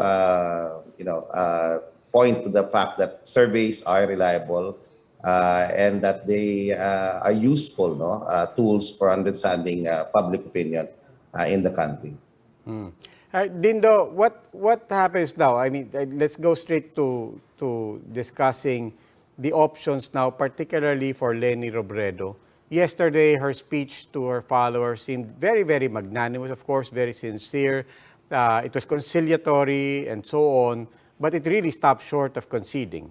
And then we wake up to this day, and a lot of the headlines and a lot of the chatter on social media is about looking if there is, not directly attributed to Vice President Leni Robredo, but a lot of chatter about seeing if there's any basis to question or to process. What do you make of this at the end of the day? On the one hand, she's conciliatory, she's magnanimous, she's telling the people to respect what she says seems like the people have spoken. She said that much yesterday, but stopping short of conceding, and then this chatter. I think this is the result of building a campaign driven by volunteers. And as it evolves, you would see some of these noises not coming directly from VP Leni. The energy that she has generated this past few months, this past few weeks, and when you look at the numbers, I think she might even hit higher than, or the upper level of the surveys, which is maybe 26, 27%. That's quite high compared to where she started in October. Now the challenge is where to bring that energy. And maybe after that is, can you sustain that energy with your volunteers, with your supporters? This is just the day after. What if we start really going back to our day-to-day life, and can they really sustain this? Do they have the time? Easy to say that now, but to fight and to put into a situation an incoming administration that might or will be seen as legitimately elected with such a mandate, that would really be the challenge. But it takes, that's what democracy is. It is good for us, really, at the end of the day. When you, this kind of groups that might evolve coming out of the 2022 election. Okay, and I do want to get into that, but right now, before that, ayoko lang bitawan this current moment because it's maybe am I making too much of a big deal here of, that's not quite a concession, right? It's not a categorical concession. I don't think anybody will call it a concession, but as you pointed out, look, it's only been 1 day. At the same time, it has been 1 day. Do you make anything out of that? Do you read anything into that on what's going on in the Leni Robredo camp? I'm not really reading beyond what I hear from her. The noise and the chatter are really coming more from groups within her camp, which is, I don't think, official in nature. So I would simply await what are her next steps. Okay. But the challenge now is to look at the results. Maybe they would like to wait for the official process to start. So it's something that we simply need to wait. And I trust the next steps that they will take will really be good also for Philippine democracy as we go into really accepting a new administration, given the results that we have seen. Okay. Now, before we get into, and like I said, we will get to that. What are the options for Leni Robredo? What are the options for the pink movement? How do you imagine this evolving, if at all? But before we get to that, I just want to get back to the numbers that we're seeing, not the surveys anymore, but whatever numbers you can access from the servers and from the elections, from the president on down to party list to local. Are there any storylines that we're missing here? Everybody's, of course, looking for different angles, different stories. Bongbong Marcos returning, the Marcos returning, of course, is the biggest storyline. What happens to Leni is another storyline. But are we missing anything from the numbers that you have been looking at? I think it's now time for the public to accept that the true strength of the Marcos campaign is really when the unity between the Marcos and the Duterte forces really combined themselves. And it really became a very powerful group, coalition that was not able to be dismantled by the other side, because what we saw at the other side was really separate campaigns happening. But we have to give credit, as I've said, to the campaign of VP Leni, rising from 8% to where they are now, while the rest of the other presidential campaigns simply collapsed. It's been framed by many people as machinery versus movement. Yes. What do we learn now are the strengths and weaknesses of either side, machinery versus movement? What you saw that will come out as victorious, Robbie, is the traditional local political machine coalescing with one another and delivering the votes for Mr. Marcos. But on one hand, you see the energy of a veteran, of a volunteer-driven campaign that might need more time or needed more time really to reach a certain level. So, and also to be more inclusive. They need to go beyond. Something that I noticed when I tried to track both meeting the Avance, by being in both areas, trying to understand it, you really feel the energy in the VP Leni meeting the Avance. But one thing noticeable, especially for me, since I've been involved in campaigns for decades, is that I did not see really what I call the critical sector, the social class D that I always emphasize. I did not feel that in the VP Leni meeting the Avance, and that was a cause of concern for me last Saturday.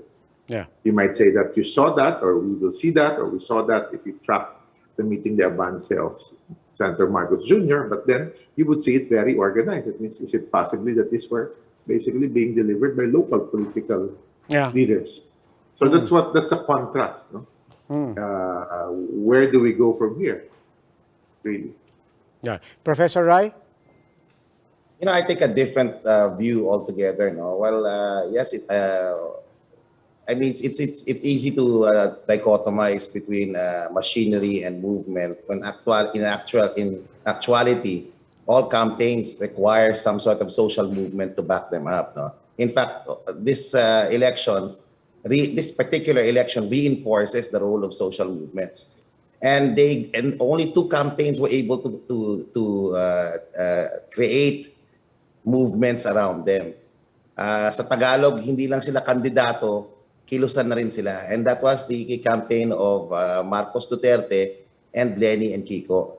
Okay, so it's not true it was just machinery. It can't be just that, especially in the Marcos win. This is more than just machinery. But In fact, Professor machinery, Ray, in my view, Rob, just to let me finish this, may not have been as big a factor as the movements around that campaign.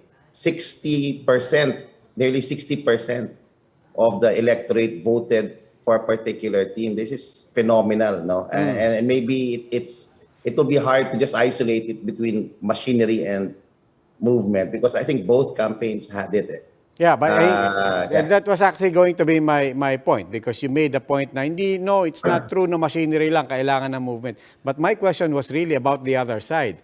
It was clearly a movement that evolved. Some people will say belatedly, some people say, they can say whatever, but it's genuine. The energy was palpable. It was real. People could really feel something that they couldn't put their finger on, but clearly that's a movement. But the question was to that. Was it a movement with a palpable and very clear machinery? That I think is the key problem. It was a movement that was belated. That's I think a fair thing to say. It was still peaking. I think it's just peaking right now. So that's why it may be the end of VP Lenny's campaign, but certainly it's not the end of that movement. And if people can make it more coherent and provide a leader, it will continue on after May 9, obviously.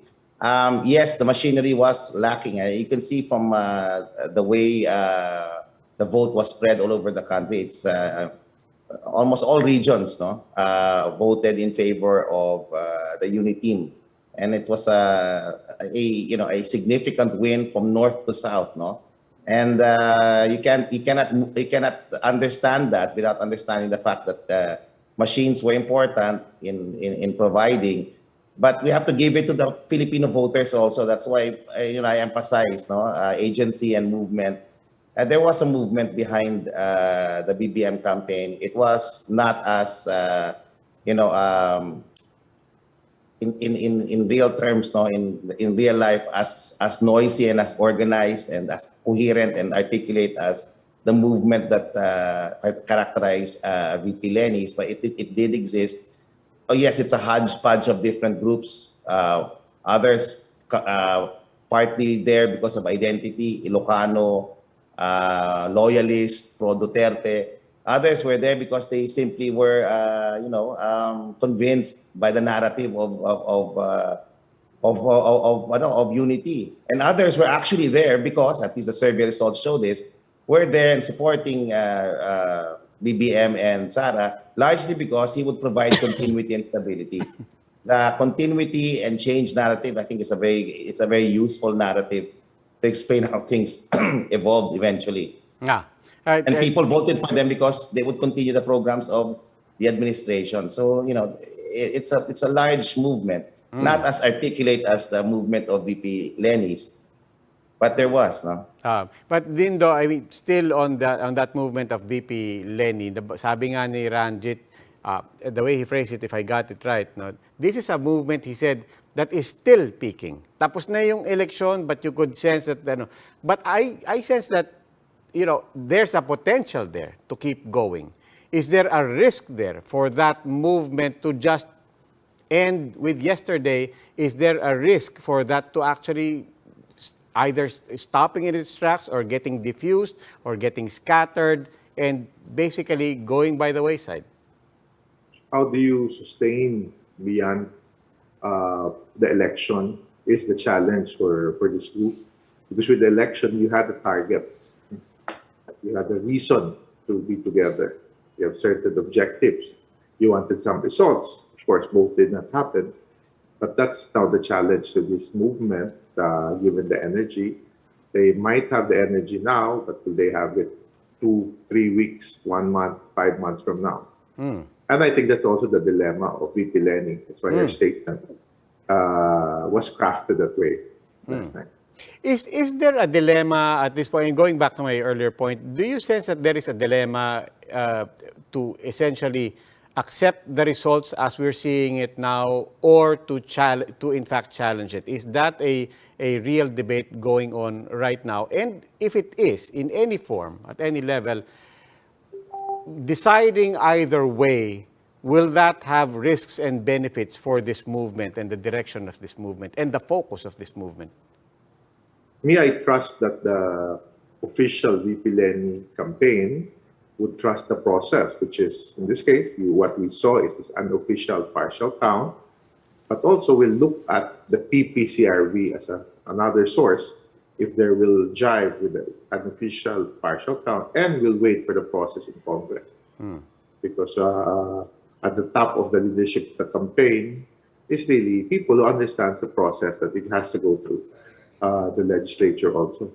So I think they would, maybe that's stopping them from having a definite concession, waiting for the process to happen. And then this will be driven by certain data that will arrive, that will either jive with each other, unless there is really that discrepancy. Now, but I don't think there is, as we trust the system and the process that happened last night. Hey, Professor Ranjit, yung pink movement, if it's to continue and if it needs a leader, does that leader have to be Lenny? Can it only be Lenny, or can you actually imagine the pink movement moving forward na hindi necessarily si Lenny? Yeah, it could be either. It would be nice if she would stay on a little more.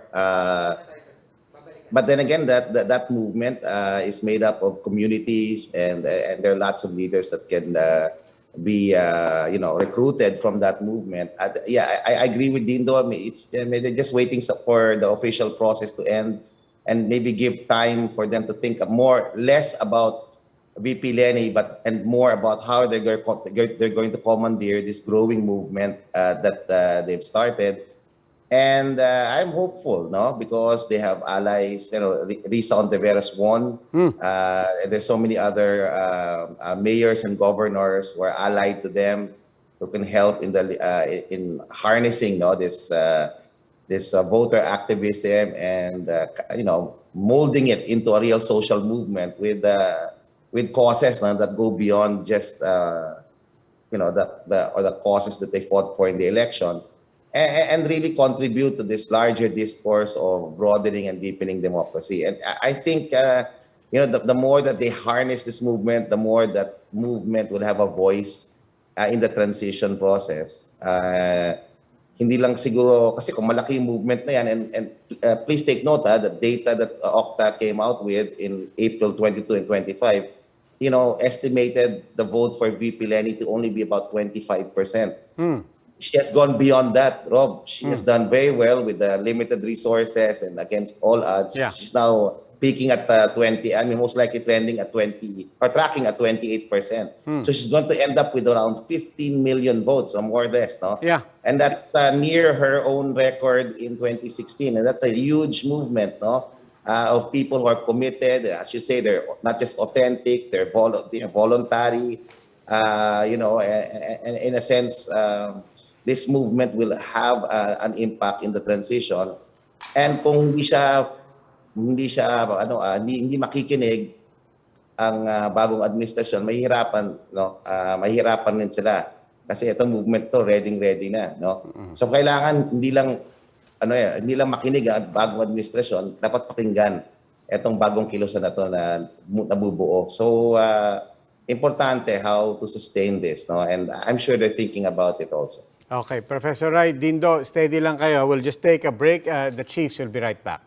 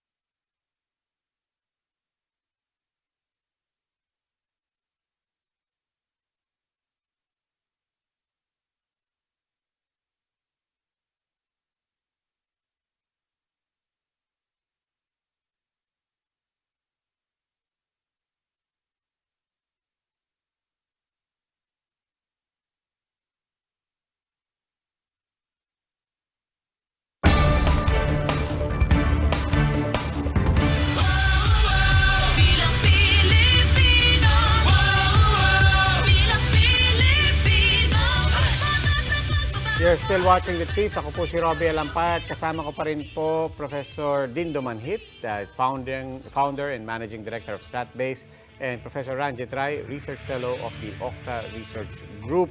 Profs, I'll pick up on something that Professor Ranjit said, that from the last survey of Okta, which is basically the final week of April, until we had the elections, tumaas pa yung numbers ni Leni Robredo, representing a few more, picked up a few more million votes. And something that also a lot of people took note of, Kiko Pangilinan surged to second place.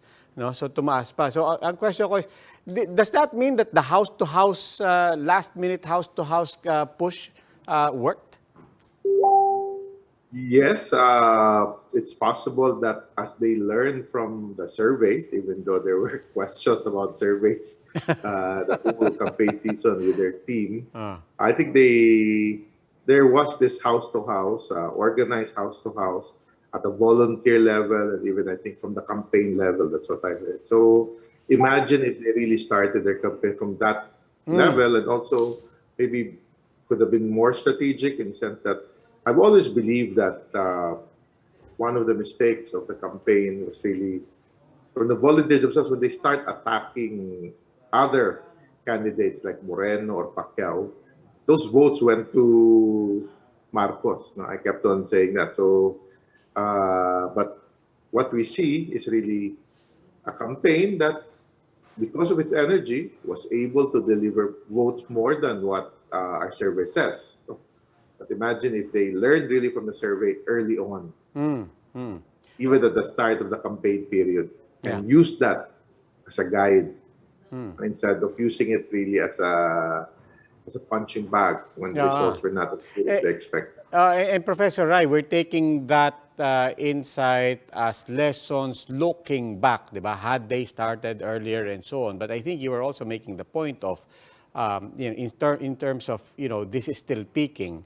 If you take this lesson and then apply it looking forward, what could this potentially mean? Well, it could mean so many things, no? If you're talking about the movement that's now slowly evolving, Rob, it could mean so many things. It could mean the base of a newly re-energized liberal party. It could be, be a people's movement that will hold the government accountable. It may not have any leader, although it's very hard to do to sustain something like that. It could be, part of broader movements, no, to hold the incoming administration accountable to their own government program or platform. So ang daming pwedeng mangyari. Pwede nga rin siyang maging party list. Ang daming pwedeng mangyari, Jerobe. Actually, sana ma-harness itong voter activism that has emerged into something coherent and useful, no? It's not yet a full-blown movement the way I understand it in a political science sense, no? It's still in the campaign mode. It can transition into a social movement that I think, in my view, should focus on two things. One is good governance and broadening and deepening democracy. So these are the things that can be the rubric, no, for this post-election, transition from a campaign to a people's movement. And there's so many people in that group that are experts in managing social movements. I'm sure they're talking about it. Of course, on the flip side, sinasabi ng mga ibang kasama ko sa ibang political camps, natalo na eh. Wala na magsusugal dyan. Yeah. Pero that's precisely what's wrong about that thinking, is that this wasn't just about VP Leni. Yeah. It was about a set of values, a vision for society. These were ideas broader than the electoral campaign, no?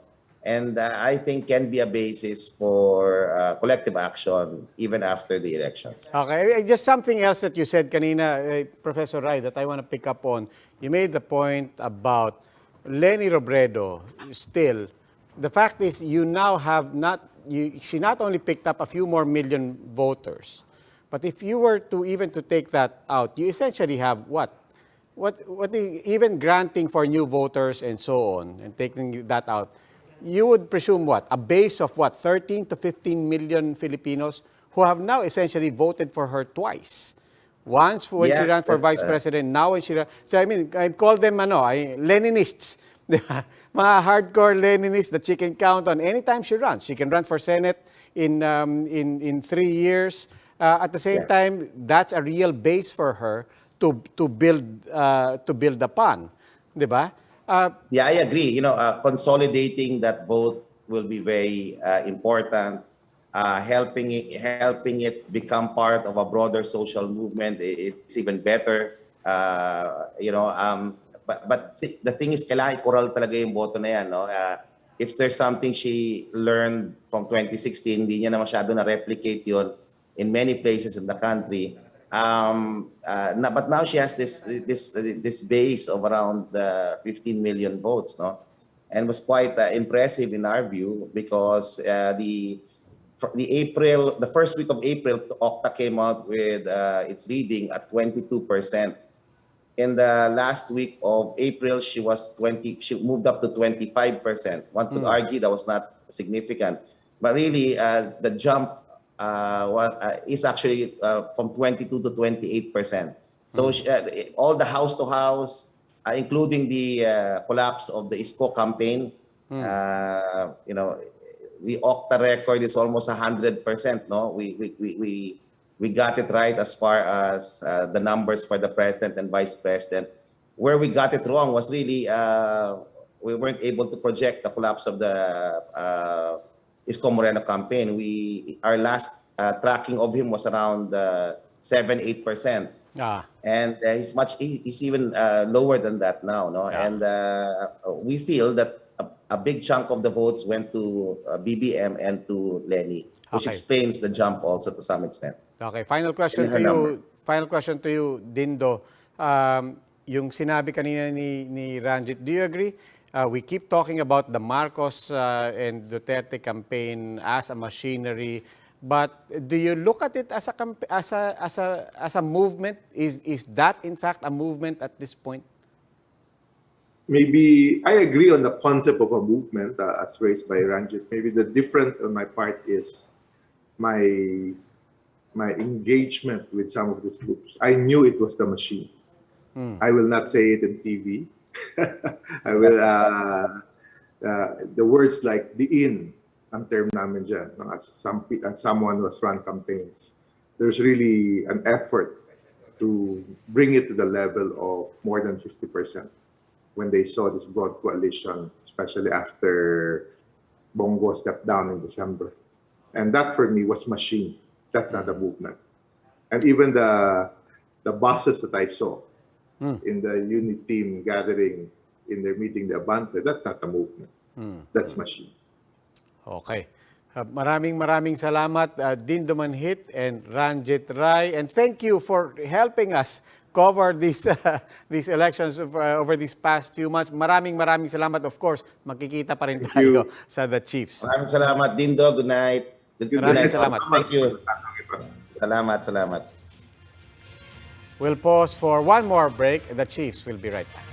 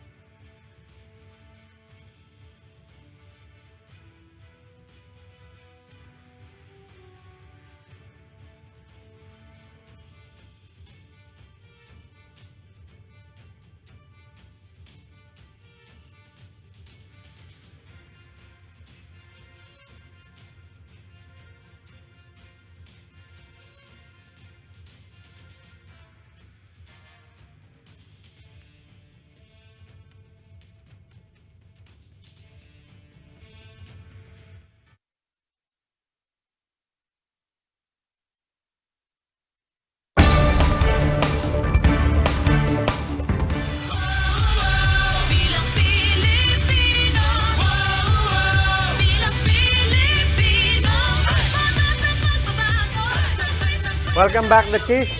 Ed, welcome back, the Chiefs. Ay, nandito pala sa Chiefs. nandito na ako eh. Pag ganon tayo. Magic! No, welcome back, the Chiefs. Kasama ko po ulit si Ed Lingao ng One News. We're here at the Data Monitoring Center in Mandaluyong. Napakahabang It's been a long 2 days, along 3 months of a campaign. Bilangin mo pa yung panahon pa ng COC? COC was in October, November, December. 3 months plus 5 months, 8 months. Bilangin mo pa yung hanggang nag-martial law noong 1972? A reference ko sa 86 eh. So that's 36 years from 86. Ang mathematics na pinag-usapan natin. pero ito naman, di ba? Parang in the course of just, well, not just 48 hours, but in the course of this campaign, we've really gone back all the way to 1986. When you're in 1986, inevitably you have to go back to 1972, way back. 1965, and so on. Then At we don't. kapit lahat eh. No, di ba? We don't just get to this point ng ganun-ganun lang. And we are finally at this point. It's a new era, but you don't get to a new era without, of course, looking back to what happened, to what has happened, and what still has to happen. And in the meantime, we also look forward. We still don't know what's going to happen tomorrow. There are still some questions hanging, but nandito lang po kami. This has been a special coverage for everyone, really looking at the not just the winners, but the issues that dictated this campaign. And then beyond that, we just had a wonderful conversation. Kanina nandito ka with Orly Mercado, with Edmund Tayaw, and then kanina Dindo and Ranjit are good friends. Yeah, and I can see you had fun with the touchscreen. And also just speculating on what will happen, not just to the winners, but even some of the people who did not necessarily win, but have a lot of options and a lot of questions and challenges for them in the coming days. Ako, fan, clearly we see a mandate. And it's a magnificent mandate. But mandates are given, but I think it's also important to remember that whatever mandate is given, the facts are the facts. History is history, and the mandate does not change that. Hopefully, we get to have a conversation.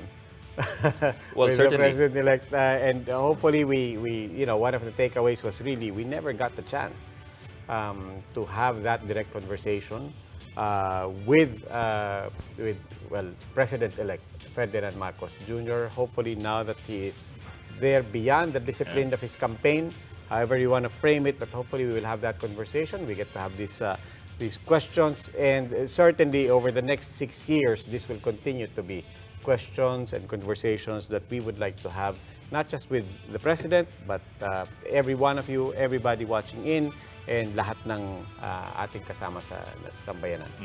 And it's been a polarizing few weeks and few months. Maybe it's time that we channel this passion towards something really productive. It doesn't necessarily mean always supporting certain candidates or certain people, but simply supporting this country. Okay. Sige. Tuloy-tuloy lang po. Tuloy-tuloy lang po ang ating pagmamatsyag.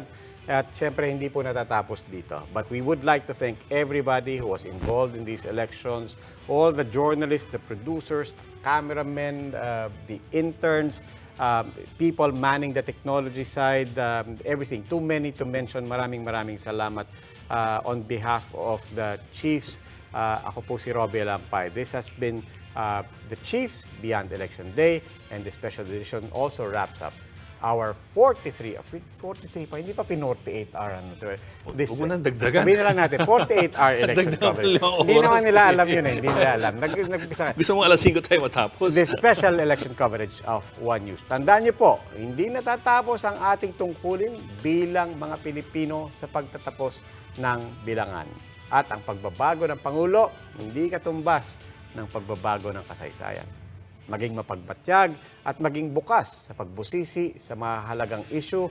Ako po si Robbie Alampay. Stay tuned here in One News as we continue to cover the counting of your votes and the preparations for the transition of administrations. I'm Ed Lingao. We are One News. This is Bilang Pilipino 2022. All sides, all the time.